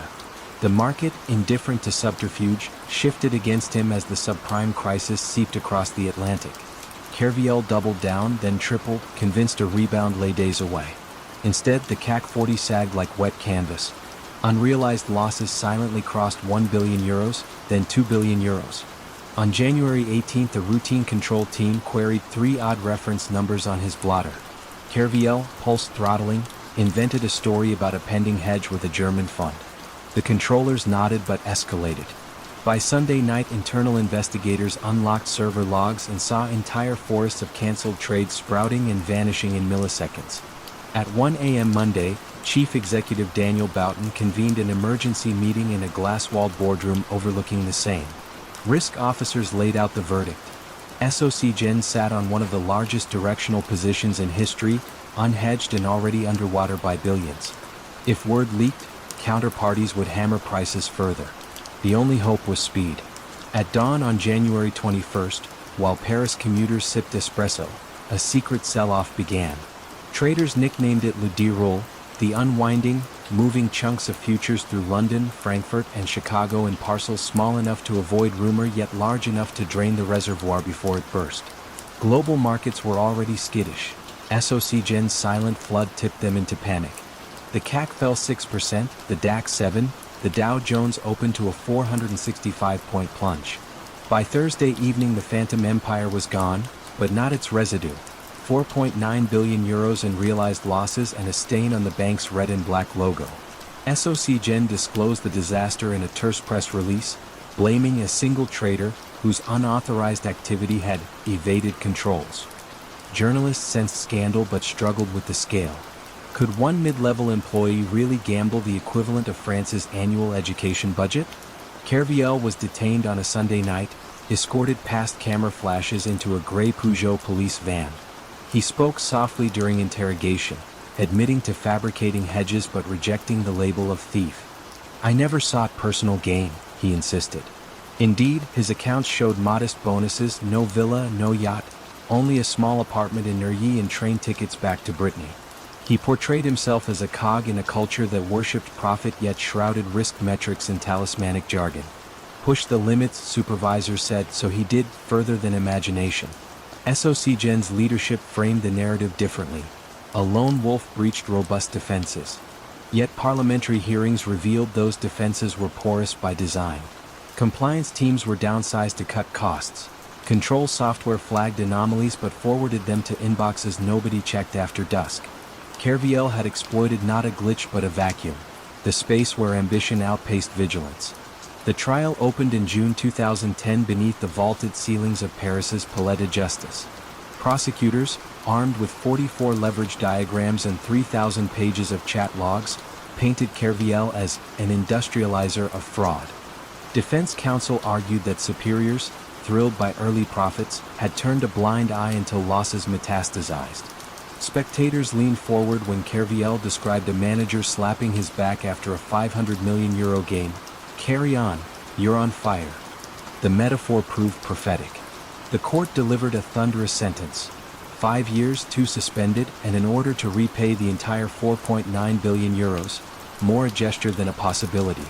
Appeals whittled the penalty, but the image endured, a lone trader dragging a century-old institution to the brink.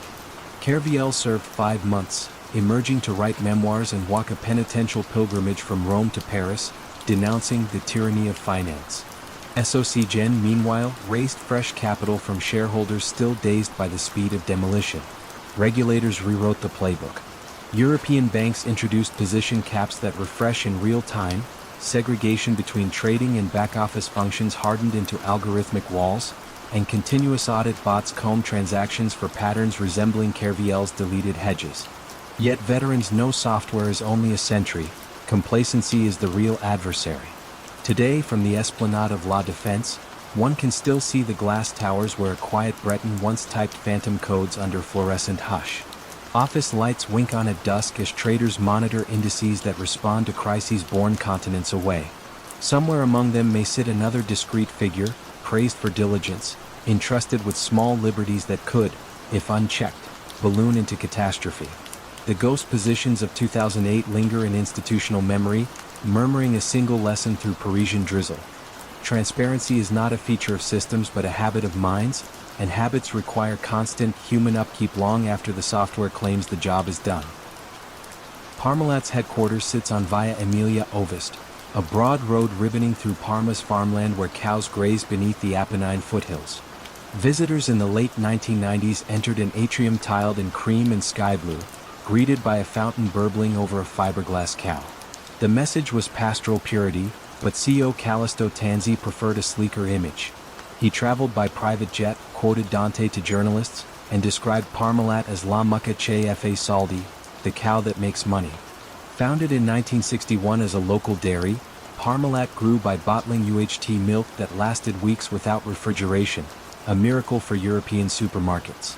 Tanzi expanded into yogurt, fruit juice, and soccer sponsorships. His brand's red and blue cartons lined shelves from Milan to Caracas. By 2001, revenue topped €7 billion. Television ads showed toddlers gulping latte amid sunny orchards, while shareholders enjoyed dividends as smooth as cream. Yet Tanzi fretted. The company's hunger for cash outpaced its slow-moving sales. Acquisitions in Brazil, Venezuela, and the United States cost billions. Financing them through normal loans risked nosy bankers. So Parmalat issued opaque bonds packaged by friendly investment banks in Dublin and Luxembourg. Each offering arrived with Tanzi's soft-spoken assurance, "Siamo solidi, we are solid." Ratings agencies, enamored of reliable milk demand, stamped the debt investment grade. In a windowless room near the accounting department, Chief Financial Officer Fausto Tana maintained the illusion. When quarterly targets loomed, he phoned Bank of America's Milan desk or Citigroup's London arm, arranging buy-sell-back transactions. Parmalat would sell invoices for powdered milk to an offshore vehicle, receive cash up front, then repurchase them later with interest.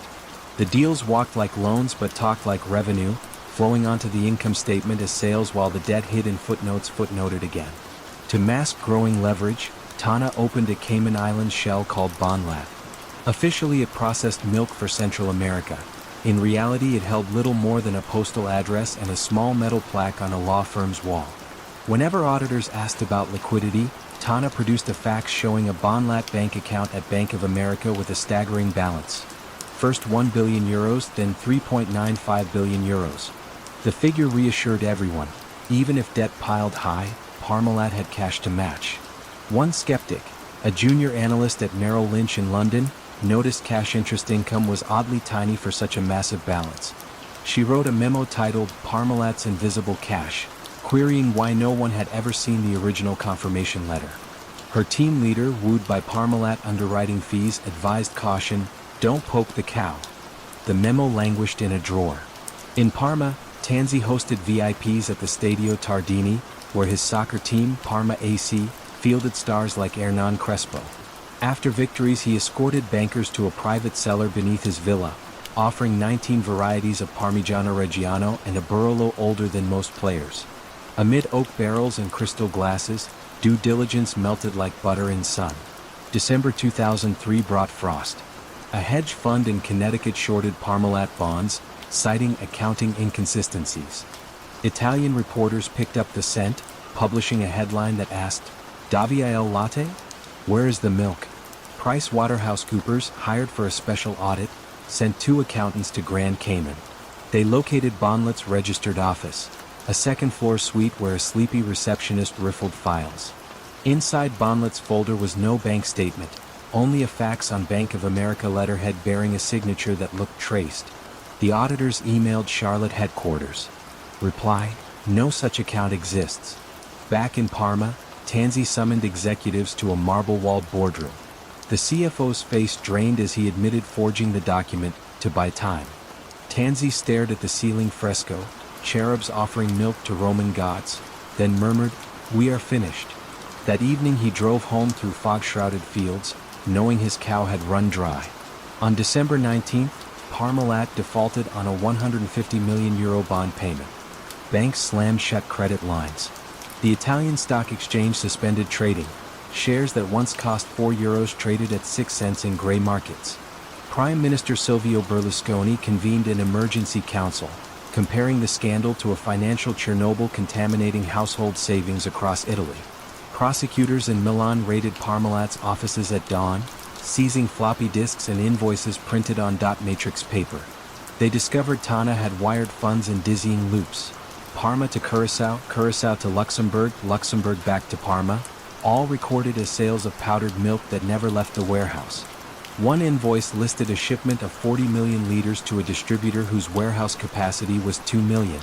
Another billed for pasteurized tomato milk, a product unknown to culinary science.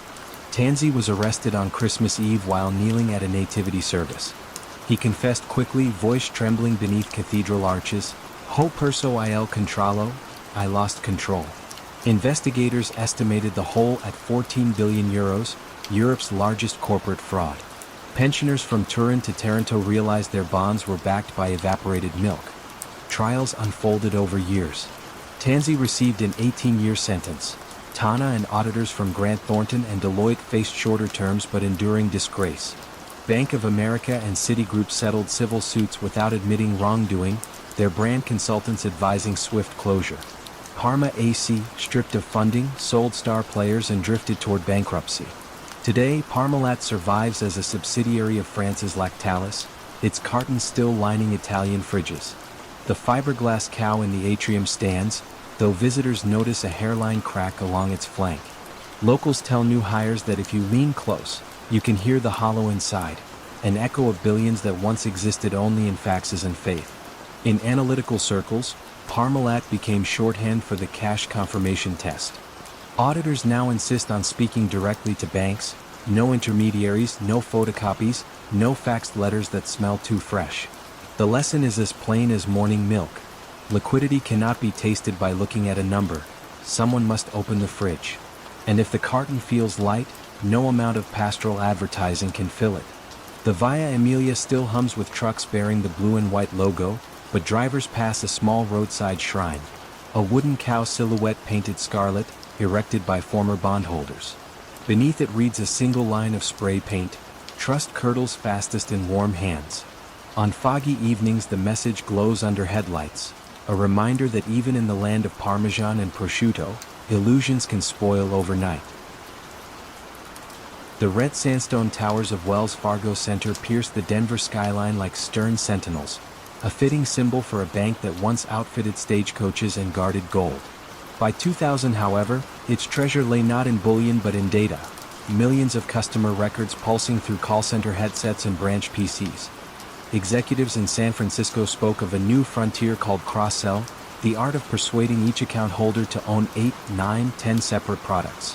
Checking, savings, credit card, mortgage, auto loan, and on it went. 8 is great, read a poster in regional training rooms. Branch managers repeated the mantra until it became catechism. Carrie Tolstedt, head of community banking, enforced the creed with quarterly rankings so granular that a teller in Tucson knew by lunchtime whether she stood above or below peers in Toledo. Prizes glittered, trips to Hawaii, $15,000 bonuses, plaques etched with galloping horses. Yet behind the sparkle lurked quotas as rigid as steel rails. A Maryland branch worker recalled a conference call where a district manager barked, "If you leave here with less than 4 solutions per customer, you're stealing from the bank." Pressure found the cracks. In Phoenix, tellers began opening mock savings accounts for college students who only wanted a debit card.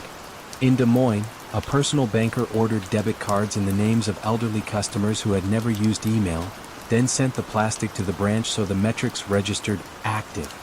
Some staff created pinning events, assigning a random 4-digit PIN so the system logged the card as activated before shredding it. The phantom accounts often carried 1-cent balances, just enough to appear real, then quietly incurred overdraft fees when automatic charges posted for statements or inactivity. By 2011, the internal euphemism for these maneuvers was gaming. Regional audits flagged thousands of suspect accounts, yet upward reports died inside a bureaucracy wired for applause, not alarms. Tolstedt celebrated 53 consecutive quarters of record cross-sell, coining the phrase intersection of trust and convenience. Quarterly earnings calls featured analysts congratulating CEO John Stumpf on industry-leading household penetration. No one asked how an average American family could possibly need 6 credit cards. In Los Angeles, however, City Attorney Mike Feuer received an unusual cluster of complaints.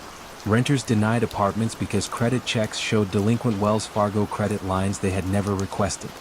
Feuer's consumer protection chief, who subpoenaed 5 years of branch-level records. What emerged looked like a typist's hallucination. Deposit accounts opened at 11:59 p.m., checking accounts closed and reopened the same day, email addresses ending in at wellsfargo.com because real ones were unavailable. Feuer filed suit in September 2013, alleging unlawful, unfair, and fraudulent sales practices. Wells Fargo's response was breezy: isolated misconduct, promptly corrected.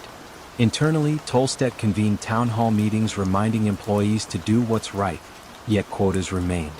A branch manager from Texas later testified that after voicing concerns, she was labeled negative and placed on a performance improvement plan. Others simply resigned, leaving cubicles plastered with yellow sticky notes enumerating daily targets: 7 credit cards, 5 debit card upgrades, 3 bill pay enrollments. The reckoning arrived courtesy of the Consumer Financial Protection Bureau, still young and eager to prove relevance. Investigators sampled accounts from 2011 to 2015 and confirmed what whistleblowers had whispered: roughly 2 million unauthorized deposit and credit accounts, 565,000 credit card applications filed without consent, and nearly 500,000 customers enrolled in online bill pay services they never used.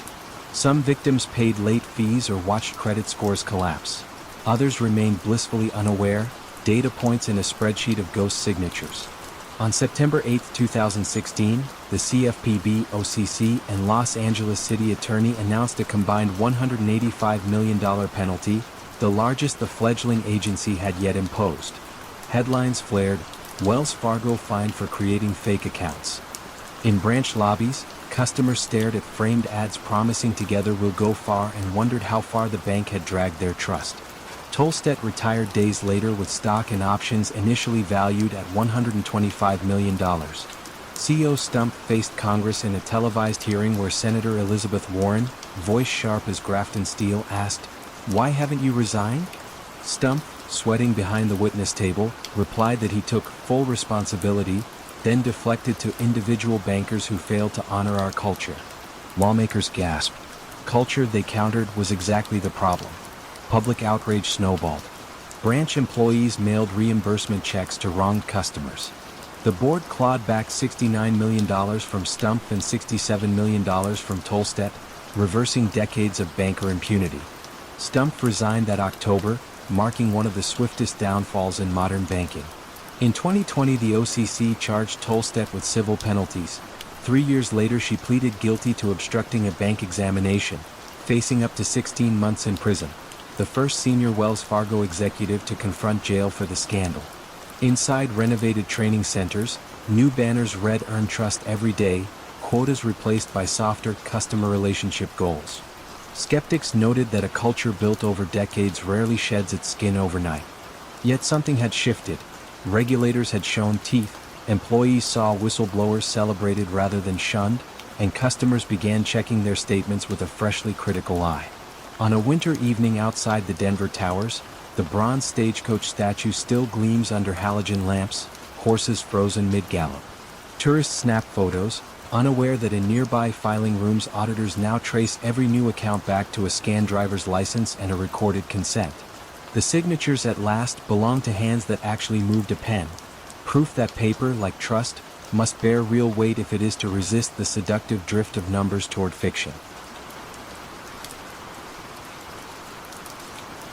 The two-lane highway that snakes past Clinton, Mississippi, looks ordinary enough, lined with pine, dotted with gas stations, thick with summer heat. Few travelers guessed that an unassuming glass complex just off Interstate 20 once pulsed with the largest voice data network on Earth. WorldCom's headquarters rose there like a mirage, mirrored windows, manicured crepe myrtles, and an atrium waterfall murmuring the promise of infinite bandwidth. At the center of it all strode Bernard "Bernie" Ebbers, a 6'4" former high school basketball coach whose soft Canadian lilt disguised a hunger for acquisition that outpaced any tech boom ticker. Ebbers bought long-distance carriers the way some people collect pocket change. MFS, UUNet, Brooks Fiber, each added new lines, new markets, new revenue.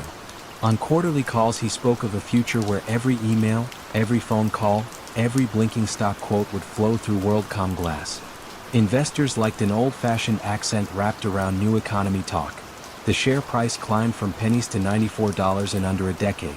Employees in Clinton pinned stock option spreadsheets beside family photos, certain their children's college funds would bloom in unison with the NASDAQ. But growth, like kudzu, can hide rot. In 1999, demand for long-distance cooled. .com clients folded, voice minutes migrated to cell towers. Chief Financial Officer Scott Sullivan watched margins flatten, then slide. He feared the market would punish any stumble, so he fashioned what he called line cost transfers. Under line items marked prepaid capacity, he quietly moved billions in routine expenses over to the balance sheet, labeling them investments that would, in theory, generate value for years. The maneuver turned losses into profits with a few keystrokes. Sullivan kept the circle tight, a handful of accountants sworn to silence, a consulting auditor willing to accept complicated spreadsheets in lieu of probing questions. Ebbers preferred ranching metaphors to journal entries. He focused on keeping Wall Street charmed. Each quarter he strode into a wood-paneled conference room, pressed a remote, and watched green bars lurch higher on a projector screen. "We execute," he declared, thumping the table. Analysts scribbled by notes. Journalists filed glowing profiles of the telecom cowboy. And still the true costs flowed unseen beneath the surface, like water under Mississippi clay. Late one night in March 2002, internal audit head Cynthia Cooper walked the deserted corridors with two colleagues. They wheeled a cart stacked with binders to a copy room whose fluorescent buzz sounded like a moth trapped in a lamp. The trio had been denied access to certain capital expenditure files. Curiosity thorned into suspicion. Cooper used her master code to enter the locked finance archive. Page after page showed identical signatures, vague descriptions, dollar amounts too round, too neat. She whispered, "These aren't assets, they're expenses." The others nodded, faces washed pale by copier light. They worked in secrecy for weeks, knowing Sullivan sat one floor above. At midnight they compared invoices, traced ledger codes, calculated that $3.8 billion of costs had been buried in prepaid capacity. Cooper drafted a memo to the audit committee, her pulse beating so loudly she could feel it in her jaw. She slipped it under the chairman's hotel room door during a board retreat in Virginia, then waited alone on a bench outside a ballroom where a jazz trio played to unsuspecting directors. The news broke like a levee. On June 25, 2002, WorldCom announced it would restate earnings by nearly $4 billion, wiping out all profit reported for the previous year. The press release reached trading floors minutes before the closing bell. Brokers froze, headsets suddenly silent. When the market reopened, shares that had once traded above $90 fetched less than one. Pension funds across Ohio, California, and Norway recorded losses that would echo for years. Ebbers appeared at a hastily called town hall meeting, flanked by potted ferns and grim-faced lawyers. Employees watched their 401k balances evaporate in real time. Some wept, others stared at shoes polished for a future that had vanished overnight. Ebbers spoke of mistakes, blamed accounting complexity, then stepped off the stage into a tide of distrust so thick it felt physical. Federal agents arrived in Clinton days later, their dark sedans incongruous among the magnolia blossoms. They collected hard drives, backup tapes, even sticky notes from cubicles.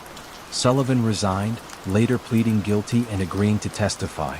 Ebers, who had borrowed $400 million against his own inflated stock to fund cotton farms, motels, and a Canadian hockey team, insisted he was as shocked as anyone. Prosecutors were unconvinced. In a New York courtroom, jurors listened to recordings where Ebers pressured managers to hit the numbers. They saw emails from Sullivan warning, "We need another $1.5 billion moved this quarter." Ebers' defense argued he lacked the financial sophistication to grasp the scheme. Yet a witness recalled the CEO leaning over a spreadsheet, tapping a cell and saying, "That's where we'll make the quarter." Such moments pierced the folksy facade. On March 15, 2005, a judge pronounced a 25-year sentence, effectively life for a man already 63. Ebers' once broad shoulders sagged. Reporters noted he suddenly seemed small, as if the conviction itself had shrunk him. Sullivan received 5 years less for cooperation. Cooper, the whistleblower, accepted Time magazine's Person of the Year honors but returned quietly to Mississippi, preferring the rustle of pine to television studios. WorldCom emerged from bankruptcy as MCI, then vanished into Verizon's portfolio. The mirrored campus now hosts a regional college. Undergraduates stroll past the waterfall, unaware the pool's pumps once hummed during meetings where trillions of imaginary bandwidth minutes were sold to an audience eager to believe. In finance textbooks, the saga underscores a plain warning: costs don't disappear when you rename them. They wait, patient as southern heat, until someone lifts a stone and feels the steam rise. Every June when jasmine blooms, Cooper visits the site to guest lecture new auditors. She points to an empty flagpole where the blue WorldCom banner once snapped in the breeze. If something looks too steady, she tells them, listen for the silence underneath. The students nod, some scribble, others simply stare at the glass that still mirrors the sky, a sky unchanged by human ambition, yet always ready to reflect it. Marcus Braun liked to begin each Munich morning with a lap around the English garden, earbuds pumping a steady metronome of electronic music while ideas for the day's investor calls drifted across his mind. It was 2018 and Wirecard, once a modest payments processor for online casinos, had evolved into the DAX's newest darling. 40-year-old portfolio managers in Frankfurt spoke of its limitless runway, and glossy magazines praised Braun's monk-like focus. The company's headquarters, a mirrored cube near Ascium, seemed to glow with self-confidence. Yet, inside a cramped newsroom in the Financial Times office on the other side of the channel, reporter Dan McCrum stared at a spreadsheet that refused to balance. Revenues from Manila, Jakarta, and Dubai rose in neat, diagonal lines, but the cash flows attached to those revenues zigzagged like a lie detector. Dan's source, a jittery whistleblower known as Eagle, insisted the numbers were fabricated heat, footprints left by transactions that never existed. Dan printed the statements, highlighted the most puzzling entries, and pinned them above his desk, each sheet a silent accusation. While Dan pieced together clues, Braun prepared for the company's annual strategy summit. The boardroom screens displayed a stunning world map in crimson and silver triangles, marking every territory where Wirecard purportedly processed payments. Braun's lieutenant, a silver-haired Austrian named Jan Marsalek, clicked through slides that showed profits doubling, then doubling again. Directors nodded, one whispered, "We're unstoppable." Marsalek, who often charmed them with tales of secret trips to Libya and Moscow, promised even greater things: a digital banking platform that would leapfrog traditional finance. Unbeknownst to those directors, a different audience gathered 30 miles away in a Bavarian safe deposit facility. Two KPMG auditors unlatched a metal briefcase expecting to find physical documents, bank certificates from the Philippines guaranteeing that 1.9 billion euros of client funds rested safely offshore. Instead, the case held only photocopies and an unsigned cover letter. Someone had forgotten, or perhaps refused, to provide originals. The auditors exchanged a single, uneasy glance. Back in London, Dan wrestled with a tactical dilemma: publish now and risk getting sued, or keep digging until every line item was nailed down. He chose patience. Over the next 6 months, he followed the money, if it could be called money, through a thicket of third-party acquirers, obscure entities that supposedly processed credit card payments in regions where Wirecard lacked licenses. Many were registered to co-working spaces. One was nothing more than a dentist's office. When Dan phoned, receptionists answered with confusion, then politely hung up. Meanwhile, Wirecard share price scaled fresh heights, and Braun scheduled a new bond issue. He paced the 17th floor corridor, hands clasped behind his back, quoting Voltaire to employees about the necessity of daring. The company's PR team flooded social media with images of urban commuters tapping Wirecard-branded wallets, each image suggesting ubiquity. Analysts upgraded their targets. Private investors bragged on message boards that Wirecard was the German Amazon. Spring turned to summer. On a humid June evening, Marsalek sent a text to Braun, "We should meet. Urgent." They convened in the CEO's glass-walled office after hours. Marsalek spoke quickly. KPMG, engaged for a special audit, remained skeptical about those Philippine bank balances. Braun lifted an eyebrow. "Then we'll show them a bank confirmation." Marsalek nodded, but his pale face tightened as he left, as though invisible strands were pulling him in too many directions at once. Across Europe, tiny fissures began to spread. A Singapore-based finance manager resigned, citing ethical concerns. Regulators in BaFin fielded anonymous tips. Hedge fund managers smelled blood and amassed short positions.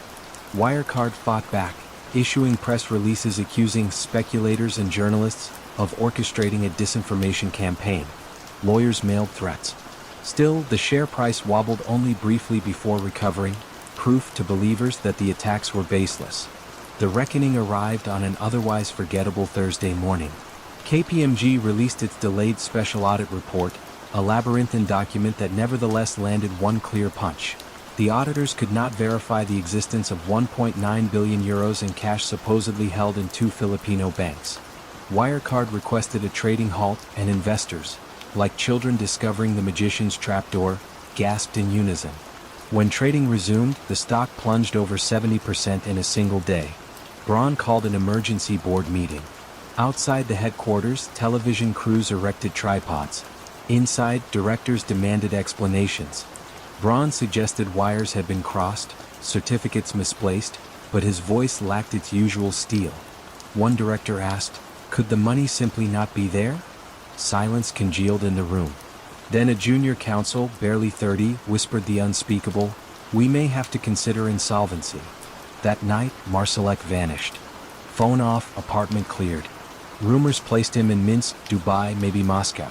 Interpol issued a red notice, yet he remained a ghost, a man who had once boasted of visiting Syrian battlefields for fun. His disappearance only deepened the mystery. Braun, cornered, surrendered to German authorities the next morning. Cameras flashed as officers escorted him to a waiting van. Depositors lined up outside Wirecard Bank, anxious to see whether their savings were safe. Many small merchants, whose payment terminals relied on Wirecard's rails, froze in mid-transaction, receipts curling from printers like question marks. In a modest London flat, Dan McCrum watched the live stream, coffee untouched. The story he had chased for 6 years had at last burst into daylight, but the triumph felt muted, almost solemn. Fraud, he realized, is not a single act but a performance. A careful manipulation of trust performed night after night until the curtain rips. On television, Braun lowered his gaze, hands cuffed, a puppet whose strings had finally tangled. A week later, Wirecard declared insolvency, the first member of Germany's elite DAX index ever to do so. The missing 1.9 billion euros was written down to zero, described in the administrator's report with a single chilling sentence. The funds were most probably never available. Pension funds absorbed heavy losses, regulators faced parliamentary inquests, and ordinary employees clutched cardboard boxes, their futures as empty as the phantom accounts in Manila. In the end, there were no dramatic confessions, no suitcases stuffed with cash retrieved from secret bunkers. The fraud had thrived not on complexity but on credulity, on the collective willingness to believe that exponential growth could bloom forever without soil or sunlight.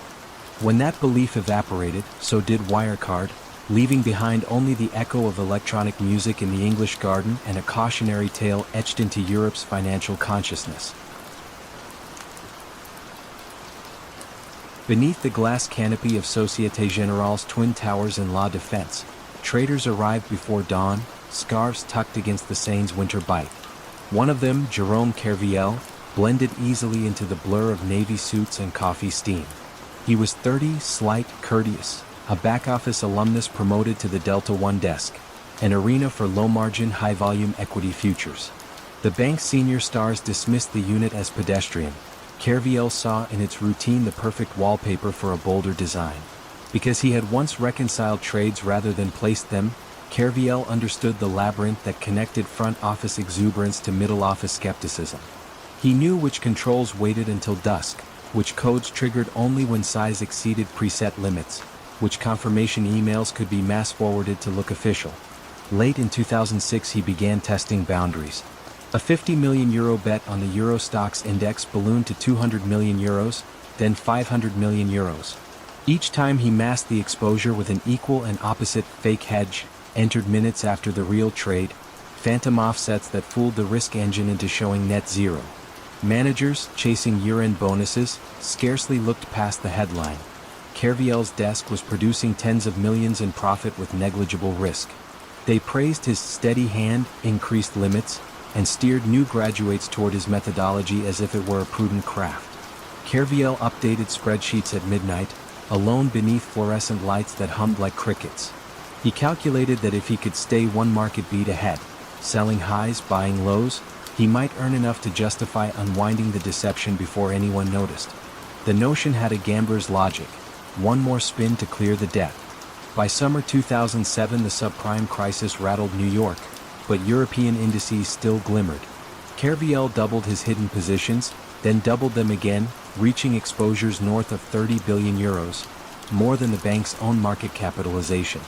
To keep pace, he forged emails from counterparties, cut and pasted confirmations into fresh PDFs, and archived them in folders labeled pending, do not delete. Auditors running random checks clicked through, saw paperwork in place, moved on. Outside the towers, Paris baked in August heat while traders holidayed in Biarritz or Mykonos. Kerviel stayed at his desk, jacket draped over his chair, executing thousands of contracts in relative silence. Security cameras recorded him glancing frequently toward empty corridors, the only witness to margins that now hinged on geopolitical whispers. A surprise rate cut, an oil pipeline rumor, a hedge fund collapse oceans away. Each day he walked across the esplanade, phone pressed to his ear, assuring his mother he was très occupé, but fine. January 2008 delivered the chill he could not hedge. U.S. markets plunged after a wave of write-downs. Asia followed overnight. Europe awoke to red screens. Kerviel's gargantuan long positions bled hundreds of millions by the hour. He tried reversing, clicking furiously to short futures, but liquidity thinned like breath in cold air. By morning he was staring at a negative €1.4 billion, still hidden, still theoretically containable if volatility calmed. Instead, indices lurched anew. Back-office staff finally flagged curious mismatches between trades reported to clearinghouses and those settled internally. A compliance officer summoned Kerviel to a glass-walled room. He arrived pale, a folder tucked under one arm. When they asked about the false hedges, he exhaled as if releasing months of compressed air and said softly, "C'est moi." The admission set off alarms that echoed through marble lobbies and into Bank of France corridors. Executives convened an emergency committee that Sunday, shredding croissants untouched on a silver tray while analysts calculated how quickly they could close €50 billion in rogue bets without imploding the market. In 3 frantic days Société Générale unwound Kerviel's positions, crystallizing a €4.9 billion loss, the largest trading fraud Europe had ever recorded. Rumor of the fire sale rippled across bourses. Some critics later argued it deepened the week's global rout, though proof remained elusive. At a press conference, CEO Daniel Boughton, spectacles trembling in hand, called Kerviel's actions a massive internal fraud, yet insisted the bank remained solid. Reporters jotted notes beneath a banner ironically proclaiming, "Trusted partner for 150 years." Police arrested Kerviel in a friend's apartment near the Gare de Lyon. Cameras flashed as he emerged wearing a dark parka and a dazed half-smile. "I acted alone," he told investigators, denying personal enrichment beyond an ordinary salary. His motive, he claimed, was to shine by numbers in a culture that worshipped them. Prosecutors were unmoved. They charged him with breach of trust, forgery, and unauthorized computer access. During trial, defense counsel argued that managers had willingly ignored implausible profits. One witness recalled cheering when Kerviel's desk posted yet another record day. It was raining gold, and no one asked where the clouds were. The court rendered judgment in 2010, 5 years, 2 suspended, plus an order to reimburse the full €4.9 billion, a figure so impossible it read like satire. Appeals trimmed the prison term but left intact an unpayable debt, symbolic of the gulf between individual culpability and systemic appetite. After serving a brief stint, Kerviel walked free into a swarm of microphones, speaking of conscience, pressure, the thin line separating valor from violation. Inside Société Générale, the risk office rewired controls. Dual approval protocols became sacrosanct, trade caps tightened, anomaly alerts pinged managers' phones at all hours. Yet veterans still recall how a polite man exploited the very familiarity that made their floor feel like family.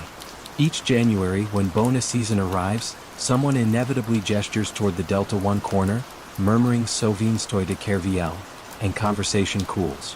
The La Défense towers glitter as always in Parisian dusk, reflections rippling across the Seine. Commuters hurry past without glancing up, unaware that an invisible footprint, once €50 billion wide, lingers in the bank's polished stone. Fraud left no crack in the facade, only an echo in the hallways, a reminder that numbers sing sweetest to those who learn both the melody and the mute button. Callisto Tanzi first learned the rhythms of commerce behind the counter of his father's Parma grocery, where Parmesan wheels were weighed on brass scales and coins landed with a clink soft enough to feel honest. By 1961, that modest shop had morphed into Parmalat, a gleaming symbol of Italian post-war ambition that promised shelf-stable milk to every corner of Europe. Tanzi's cherubic smile appeared on television spots beside snow-capped cartons, and grandmothers spoke his name with regional pride. To many Italians, the company was not merely a brand, it was breakfast itself. For decades later, on a fog-dampened December morning in 2003, 2 junior analysts inside Bank of America's London office clicked open an email marked urgent. Attached was a scanned confirmation letter, purportedly from their Cayman Islands branch, attesting that Parmalat held $3.95 billion in a single account. The analysts frowned. The formatting looked off, the reference number failed to match internal templates, and the signature block bore a surname no one recognized. They forwarded the file up the chain, curiosity edging toward alarm. While those doubts in London coiled, Tanzi prepared for the annual Christmas toast at Parmalat headquarters, a glass and brick campus just south of Parma's medieval walls. In the atrium, employees gathered beside a towering tree adorned with miniature milk cartons as ornaments. Tanzi stepped onto a small stage, voice warm, promising new horizons in Latin America and a soon-to-launch sports drink line. Few noticed his fingers trembling around the crystal flute. Across the Alps, at Milan's financial daily Il Sole 24 or, reporter Stefania Bianchi sifted through a stack of bond prospectuses. Parmalat had issued paper so frequently she half-joked the company should install its own printing press. Coupon rates were tempting, and Italian pension funds devoured them like biscotti. Yet Bianchi saw a puzzle. Despite years of bold acquisitions, yogurt plants in Hungary, orange groves in Brazil, the group declared itself flush with cash, boasting liquidity reserves higher than some national treasuries. She dialed an investment bank contact, murmured a question about leverage, and heard only a sigh on the other end. No one understands their pockets. Inside Parmalat's finance department, a small coterie of loyalists maintained what they called Il Gicetto, the little game. Fake invoices traveled between dozens of offshore shell companies with dairy-flavored names. Bonlat, Colonlat, Dairy Holdings Limited funds shuttled in dizzying loops, returns booked before euros ever arrived. Whenever auditors sought proof, Bonlat's supposed billions in the Caymans served as a magic eraser. A single spreadsheet, color-coded, password-locked, tracked the illusion. Its cells glowed green when numbers balanced and red when the web sagged under real-world pressure. Pressure mounted in early December when a $150 million bond came due. Banks expected payment in 5 days, but the Caymans account, in truth, held less than a tourist pocket change. Tanzi convened an emergency meeting with his chief financial officer, Fausto Tana, in a paneled office smelling faintly of espresso and panic. "We roll it over as always," Tanzi insisted. Tana shook his head. Markets were skittish, rumor already swirling. Tanzi's voice dropped to a whisper, Then find the money inside, anywhere you must. Unable to conjure billions from thin air, Tana phoned Deloitte's audit partner Enrico Grassi, requesting a fresh confirmation letter for internal reconciliation. Grassi balked, citing protocol. Hours later, Parmalat faxed over the now infamous Bank of America document, hoping to silence questions. Instead, the forged letter detonated. By mid-December, Bank of America publicly declared the document a fake, and Italian prosecutors announced a criminal inquiry. Parmalat stock, once steady as sunrise, crumpled 70% in 2 trading sessions. Employees in Parma watched ticker screens with faces drained of color. Lorry drivers idled in the courtyard, unsure whether to continue deliveries. Supermarket managers across Italy stacked milk crates, wondering if customers would soon distrust every carton with the blue and white label. Yet many small investors refused to believe the worst. Tanzi is a family man, one elderly shareholder told a television crew, clutching her share certificate like a prayer book. A man like that does not steal. The illusion collapsed 7 days before Christmas. At a televised press conference, the new turnaround manager Enrico Bondi adjusted his glasses and pronounced a single devastating sentence. The cash on hand is approximately 38 million euros. Reporters stared, pens halted. The gap between reported liquidity and reality exceeded 14 billion. The largest hole Europe had ever seen in corporate accounts. Cameras immediately cut to images of empty milk aisles, as if the nation's breakfast had soured overnight. Tanzi was arrested on December 27, bundled into a police van while snowflakes melted on his overcoat. Inside his villa, Carabinieri found Renaissance paintings, antique violins, and boxes of rare stamps, relics purchased with company funds, tucked away like heirlooms from a parallel life. Questioned under fluorescent lights, Tanzi spoke softly of errors, of growth pursued a little too aggressively, but admitted forging nothing himself. Prosecutors later traced direct instructions in his handwriting. Bondi spent months untangling subsidiaries, untwisting sham transactions, comforting farmers who feared bankruptcy if milk tankers stopped collecting at dawn. Pensioners filled courtrooms clutching bond coupons they now knew were worthless. The Vatican, holder of 30 million in Parmalat debt, issued a measured statement of disappointment, a rare intersection of faith and forensic accounting. In 2010, Tanzi was sentenced to 18 years, later reduced on appeal. He emerged from the courthouse wan and diminished, walking past journalists without lifting his eyes. Tana and other executives received their own terms. The trial transcripts, thousands of pages long, revealed no ingenious algorithm, no esoteric derivative, just forged letters, circular money flows, and the oldest solvent of skepticism, charm. Long after the headlines faded, a pensioner named Lucia still bought Parmalat milk at her corner market. She inspected each carton carefully, more ritual than necessity, then placed it in her basket with a resigned nod. Fraud, she decided, was like a thin film atop heated milk. Invisible until it cools, then suddenly it wrinkles, collapses, and must be skimmed away. The milk beneath remains, but it never tastes quite the same again. A year later, on a spring afternoon, the village loudspeakers announced that Callisto Tanzi had died at 83. In Parma's cafes, conversation paused briefly, curiosity mixing with fatigue. Outside, delivery trucks in fresh orange livery rolled past, carrying milk from a restructured, humbled company that now balanced its books with vigilance. The city resumed its rhythm, yet somewhere in that rhythm lingered a faint cautionary echo, reminding all who heard it that even the purest-looking glass can hide what isn't there at all. Elizabeth Holmes liked to keep the building cold enough that visitors tucked their hands into jacket sleeves while she walked the corridors of Theranos in rolled-up shirt sleeves, her voice a practiced hush.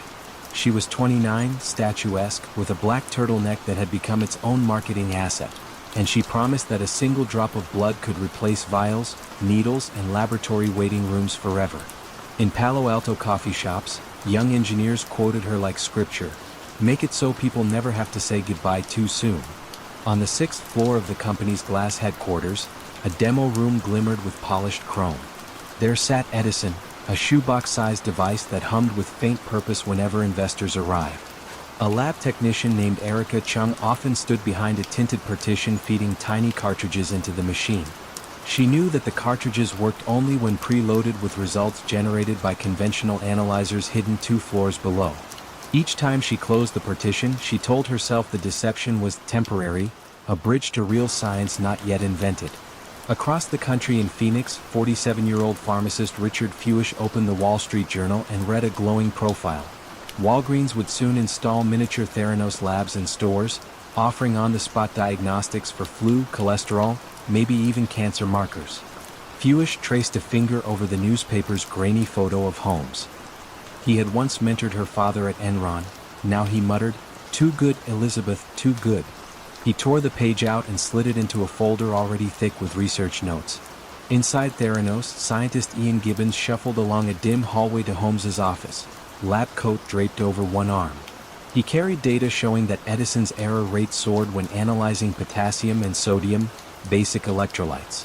Holmes skimmed the chart, then fixed him with ice-blue eyes. "We're fine," she declared. "We have thousands of successful runs."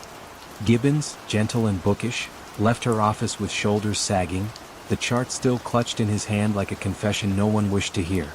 Walgreens executives flew in for a progress check that autumn. They were greeted by Ramesh Sunny Balwani, Theranos president and Holmes's secret partner. Balwani's smile was thin, his handshake forceful.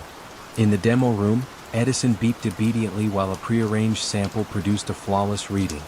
Afterward, the visitors enjoyed fresh juice cocktails as Holmes explained that FDA approval was moving fast.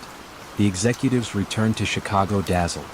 They greenlit a pilot program, 15 Arizona stores, then statewide. Not far away in Cupertino, medical device specialist John Carreru noticed an odd rumor. Theranos employed almost no pathologists qualified to validate lab diagnostics. He filed the detail away, suspecting a future story. Weeks later, an anonymous email arrived at the journal. "The blood boxes don't work. Patients at risk." The sender signed off as Allen. Carreru's pulse ticked up. He requested a meeting. Theranos headquarters bristled once whispers spread that the journal was sniffing around. Balwani convened an emergency war room. Lawyers drafted stern letters warning of trade secret theft. Employees were instructed to avoid contact with outsiders. Holmes recorded a company-wide voicemail. "We are changing the world, and change scares people. Stay focused." The voice, warm yet steely, floated through cubicles like incense. Meanwhile, Erica Chung handed in her badge, unable to stomach another sample rerouted to conventional machines while patients believed otherwise. She sent a quiet resignation email, then boarded a flight home to San Francisco, stomach knotted. Within days, Chung received a thick envelope from Theranos' legal team threatening litigation if she spoke of proprietary processes. She tucked the envelope in a desk drawer and tried to sleep, but dreams of needles snapping haunted her nights. Carreru, methodical, built a lattice of sources, engineers, lab techs, even a former board member mystified by Holmes's refusal to hold traditional audits. He traveled to Phoenix, where a nurse recounted a pregnant woman whose Theranos test flagged elevated HCG, triggering anguish until a hospital draw proved normal. The nurse's voice quivered. "False positives break hearts." Carreru felt the urgency sharpen. Inside Theranos, Lab Director Adam Rosendorf drafted a memo explaining that quality control failures might jeopardize patient safety. He placed it on Holmes's desk at 7:15 p.m., the office calm except for HVAC ducts murmuring overhead. At 11 p.m. the memo returned with a single notation in Holmes's handwriting: "Fixed." Nothing else. Rosendorf resigned the next day. September 2015 arrived with record heat in Silicon Valley, and the journal splashed Carreru's first expose across its front page. Hot startup Theranos has struggled with its blood test technology. Holmes scheduled emergency interviews on CNBC, PBS, then Fortune, staring down cameras with unblinking conviction. "The accuracy of our tests is unparalleled," she insisted. But FDA agents soon arrived unannounced, inspecting lab notebooks, seizing vials. Edison units were powered down, lined up like dormant toasters. Walgreens suspended in-store operations. Board members, including 2 former secretaries of state, demanded private briefings. Holmes convened them in a windowless room, delivering a slide deck of path to compliance charts. One director, a decorated Marine general, cleared his throat and asked, "Elizabeth, do we actually have a viable product?" Silence throbbed. Holmes's smile faltered for the first time. January 2016. The Centers for Medicare and Medicaid Services issued a damning report citing immediate jeopardy to patient health. They barred Holmes from owning or operating a lab for 2 years. The once mythical valuation of $9 billion evaporated like dry ice. Engineers boxed prototypes, their labels curling from humidity. Some employees wandered the parking lot during lunch, staring at the hills, unable to fathom how swiftly promise had mutated into peril. 2 years later, federal prosecutors charged Holmes and Balwani with wire fraud. In the courtroom, the woman who once channeled Steve Jobs wore a pale blazer and spoke only to confirm her name. Witnesses described data massage, intimidation, flights on private jets to woo Rupert Murdoch's investment. The jury deliberated, then delivered 4 guilty counts. Holmes's gaze drifted downward. The black turtleneck was gone, replaced by a regulation cardigan that looked oddly fragile. On a cool evening not long after sentencing, Chung walked past a shuttered Walgreens lab kiosk. The glass display still bore a slogan in faded vinyl, "Tiny sample, big results." She paused, remembering the low whir of Edison and the sinking dread of numbers that lied. She whispered, "No more," and continued walking, the neon lights buzzing overhead like a cautionary hymn. When dawn broke over Singapore's Boat Quay, the city's glass towers reflected a tangerine sky, and Nick Leeson was already at his desk on the 17th floor of the Cimex Exchange building. He wore the navy jacket of Barings Bank, its red and gold crest stitched over his heart, and typed so quickly that colleagues joked his fingers belonged to an orchestra. Back in London, Barings, established in 1762, banker to queens and wars alike, regarded Leeson as a prodigy. 27, self-taught, minting millions from the exotic new realm of Nikkei futures.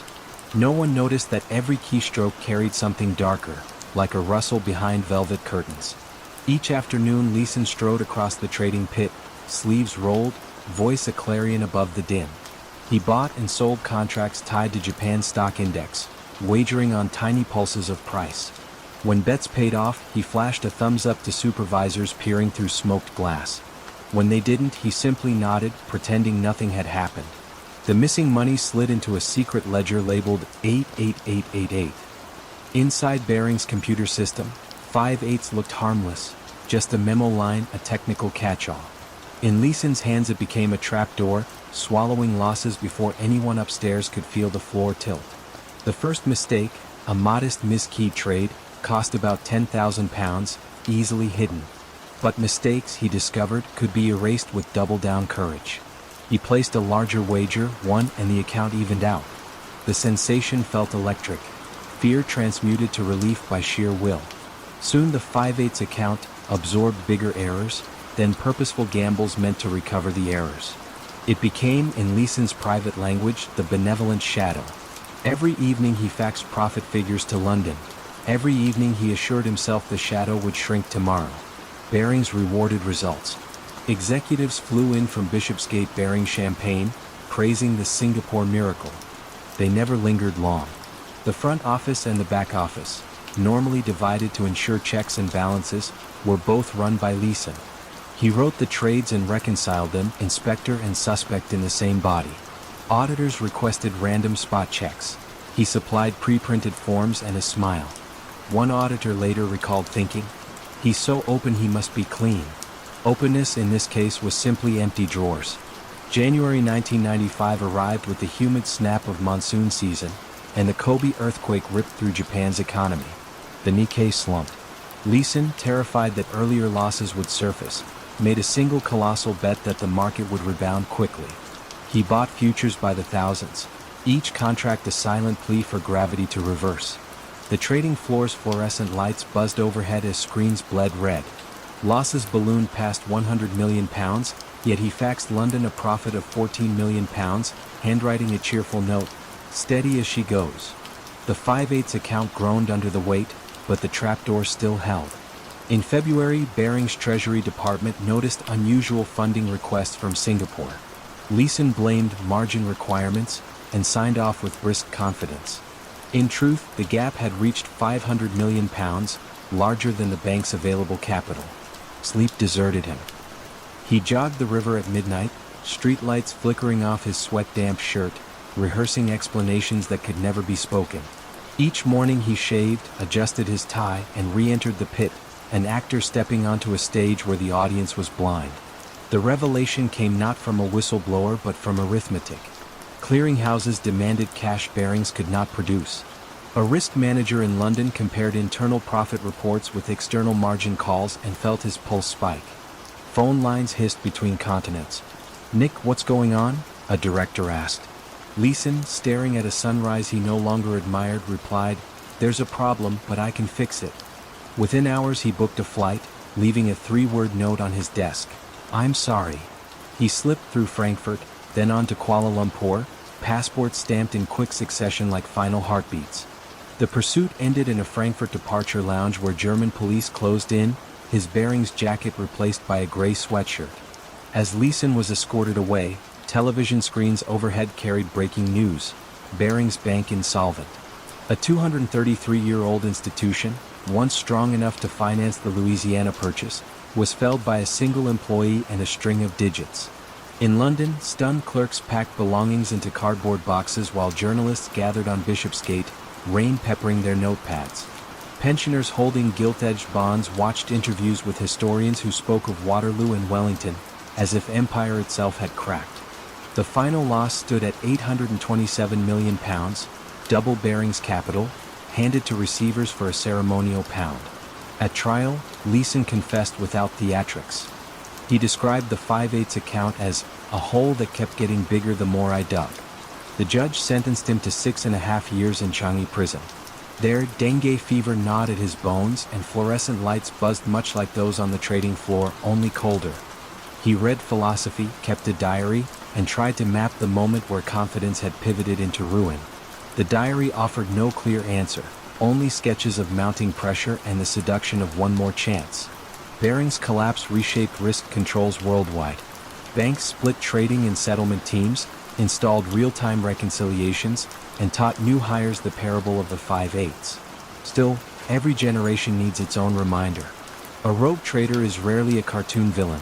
More often he is the promising colleague who stays late to square the book, convinced tomorrow will grant forgiveness. On a quiet February morning years later, Leeson stood outside Dublin's grey stone High Court, newly released, cheeks gaunt but eyes steady. Reporters thrust microphones. "Do you regret it?" one asked. He paused, then offered a small, tired laugh. "Regret is easy," he said. "Understanding is harder." He turned, coat collar up against the wind, and disappeared into the city's traffic, the echo of 5/8 trailing like a cautionary whisper through every trading room that still believed speed could outrun scrutiny. Kenneth Lay's corner office on the 50th floor of Houston's Enron Center glimmered with river light, a silver ribbon winding south toward Galveston. Visitors sat across from him, hypnotized by the view while he spoke of a future where gas flowed like data. Efficient, instantaneous, profitable each time it changed hands. They left believing Enron wasn't merely an energy company, it was the operating system of commerce itself. 3 floors below, a slender accountant named Sharon Watkins studied a spreadsheet whose sums refused to settle. The line item was called Raptors, a friendly nickname masking hundreds of millions in obligations tucked inside partnerships with whimsical names: LJM, Chuko, Whitewing.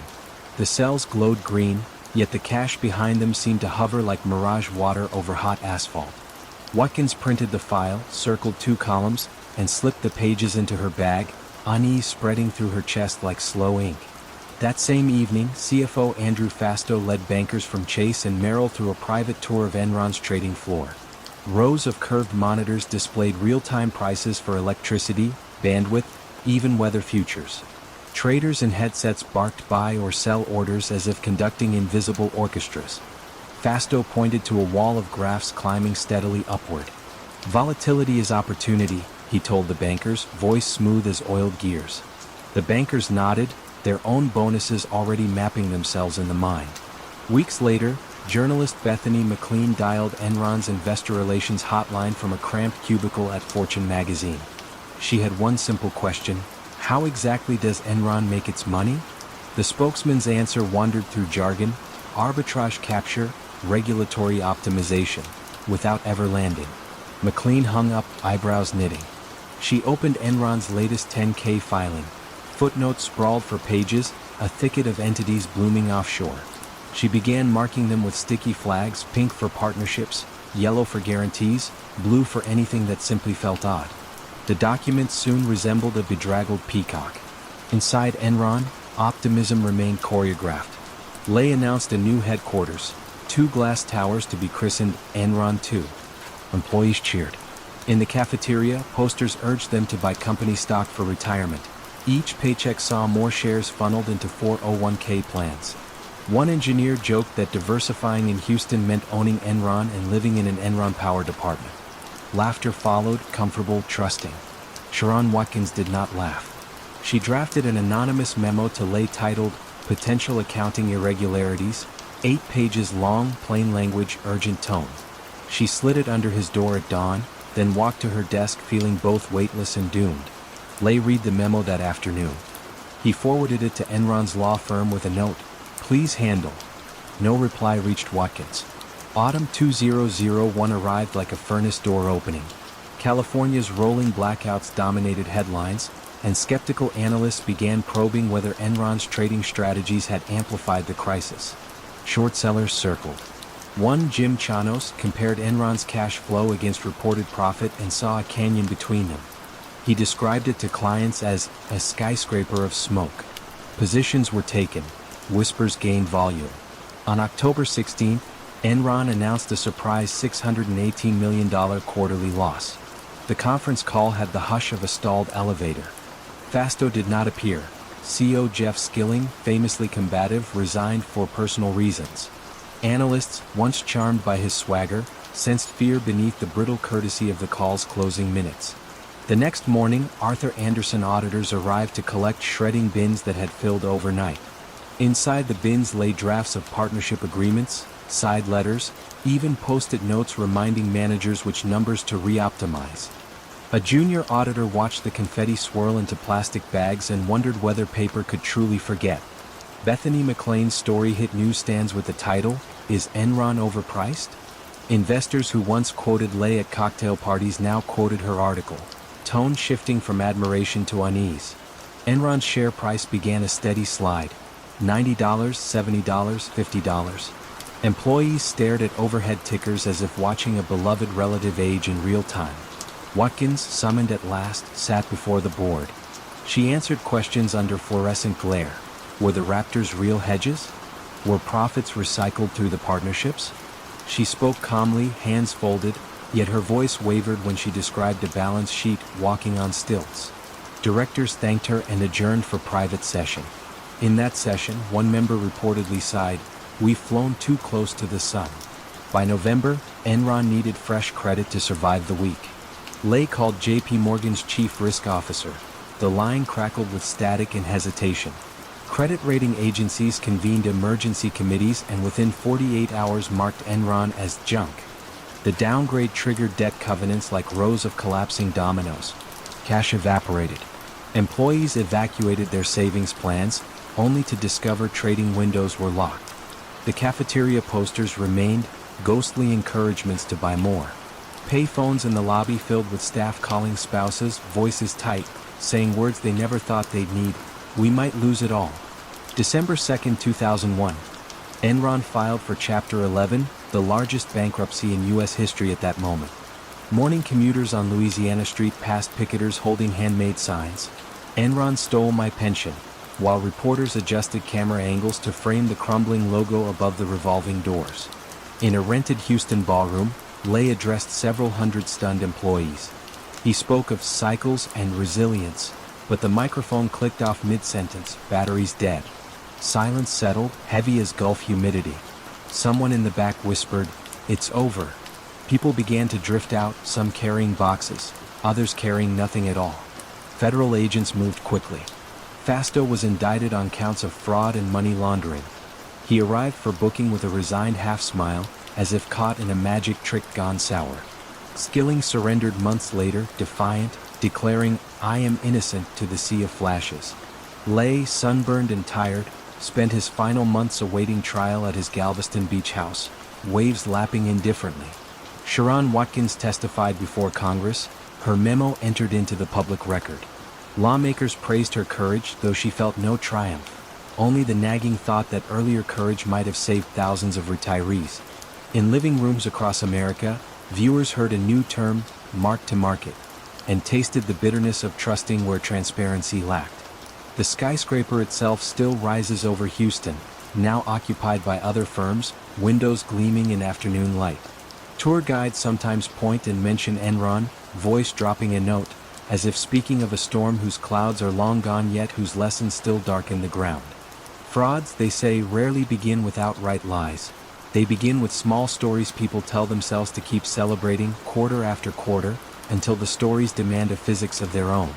And physics, unmoved by charisma or tangerine sunrises, eventually calls every story home. Sam Bankman-Fried's workday in Nassau began barefoot.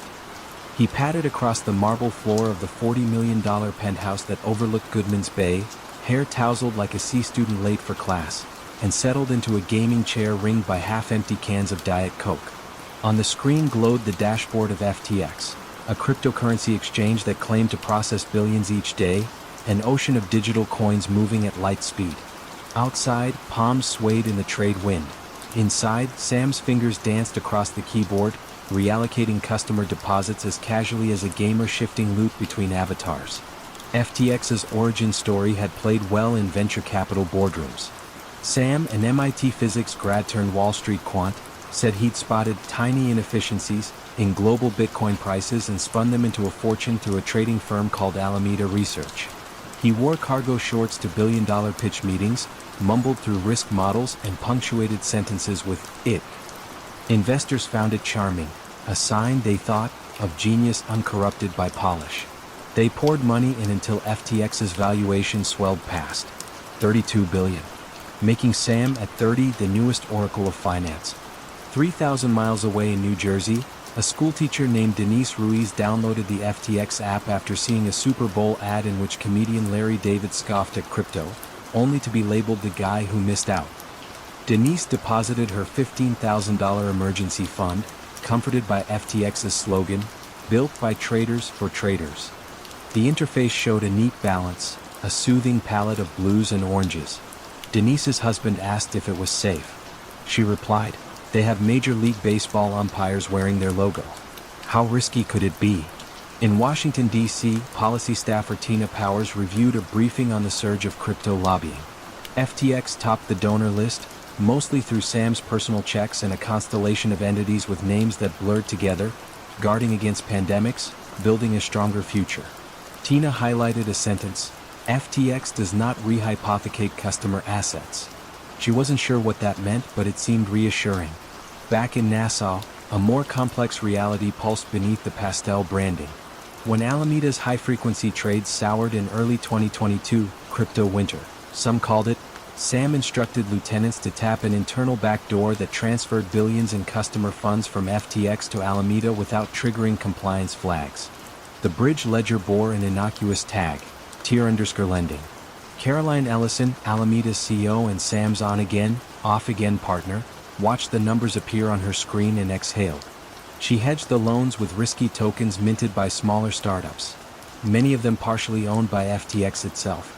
If prices rebounded, the whole would vanish, like footprints erased by a returning tide. Prices did not rebound. Bitcoin halved, then halved again. The hole widened to $8 billion. Still, Sam toured Capitol Hill, testifying about effective altruism and the need for smart regulation. Senators posed for selfies. Reporters wrote profiles titled, "The Next Warren Buffett?" Sam promised he would one day give away 99% of his wealth. No one asked if that wealth actually existed. On November 2, 2022, journalist Ian Allison of CoinDesk published a quiet bombshell. Alameda's balance sheet was unusually heavy with FTT, a token created by FTX itself. The implication was circular, an empire propped up by chips it had minted in-house. Binance CEO Changpeng Zhao, Sam's larger-than-life rival, tweeted that Binance would liquidate its FTT holdings due to recent revelations. The tweet landed like a match in dry grass. Withdrawals slammed FTX within hours. Denise in New Jersey watched her app display processing longer than usual. On Twitter, users posted screenshots of stalled transfers, each accompanied by a rising tide emoji. In Nassau, FTX employees refreshed internal dashboards and saw red bars inching toward zero. Sam paced the penthouse barefoot path he'd worn into the carpet, phone pressed to his ear, pleading with investors for a bridge loan. Most calls ended quickly. One replied, "Sam, is the money really there?" The line went dead. FTX froze withdrawals on November 8. Denise's balance still showed $14,782.54, but the withdraw button was grayed out. She reread the Super Bowl slogan, "Don't miss out," and felt nausea bloom. Binance issued a non-binding letter of intent to bail FTX out, then walked away after 24 hours of due diligence. The gap was too vast, the books too chaotic. By November 11, FTX filed for bankruptcy in Delaware. The new CEO, John J. Ray III, veteran of Enron's dismantling, issued a statement, "Never in my career have I seen such complete failure of corporate controls." Auditors found expense claims for Bahamas condos labeled company culture, invoices for private jets carrying Amazon packages from Miami, and Slack messages authorizing million-dollar transfers with emojis. Federal agents moved fast. Caroline Ellison and FTX co-founder Gary Wang quietly pled guilty, agreeing to cooperate. Sam was arrested at his apartment, his t-shirt mismatched to pajama bottoms, gaming mouse still glowing on the desk. Extradited to New York, he faced charges of wire fraud, securities fraud, and campaign finance violations. In court, he shifted from foot to foot as prosecutors described how customer deposits funded venture investments, political donations, and a web of affiliated loans. He pleaded not guilty. His mop of hair hung over eyes that flicked toward the jury and away again. Denise Ruiz attended a creditor meeting via Zoom. The administrator projected a pie chart showing recoverable assets at perhaps 10 cents on the dollar, depending on litigation. Denise muted the call and stared at the gray withdraw button still frozen on her phone. Outside her window, early snow dusted the playground where her children chased each other in heavy coats. She wondered how to explain to them that grown-ups sometimes build castles made of sand, bright and enticing, only a screen tap away. When the trial opened in fall 2023, spectators lined up before dawn. Sam took the stand, claiming, "I never intended to defraud anyone," but cross-examination revealed chat logs in which he dismissed regulatory concerns with a three-letter expletive. The jury needed barely 4 hours. Guilty on all counts. The Nassau penthouse now sits empty, sea breeze whistling through sliding doors that once framed a tech utopia. Plastic bottles rattle along the balcony. Tourboat captains point and say, "That's where the crypto king lived." Their voices equal parts awe and warning. Fraud, the case reminds, can flourish in sunshine, amid palm trees and philanthropic promises, until one journalist asks a simple balance sheet question and the tide drains away, leaving footprints that refuse to vanish.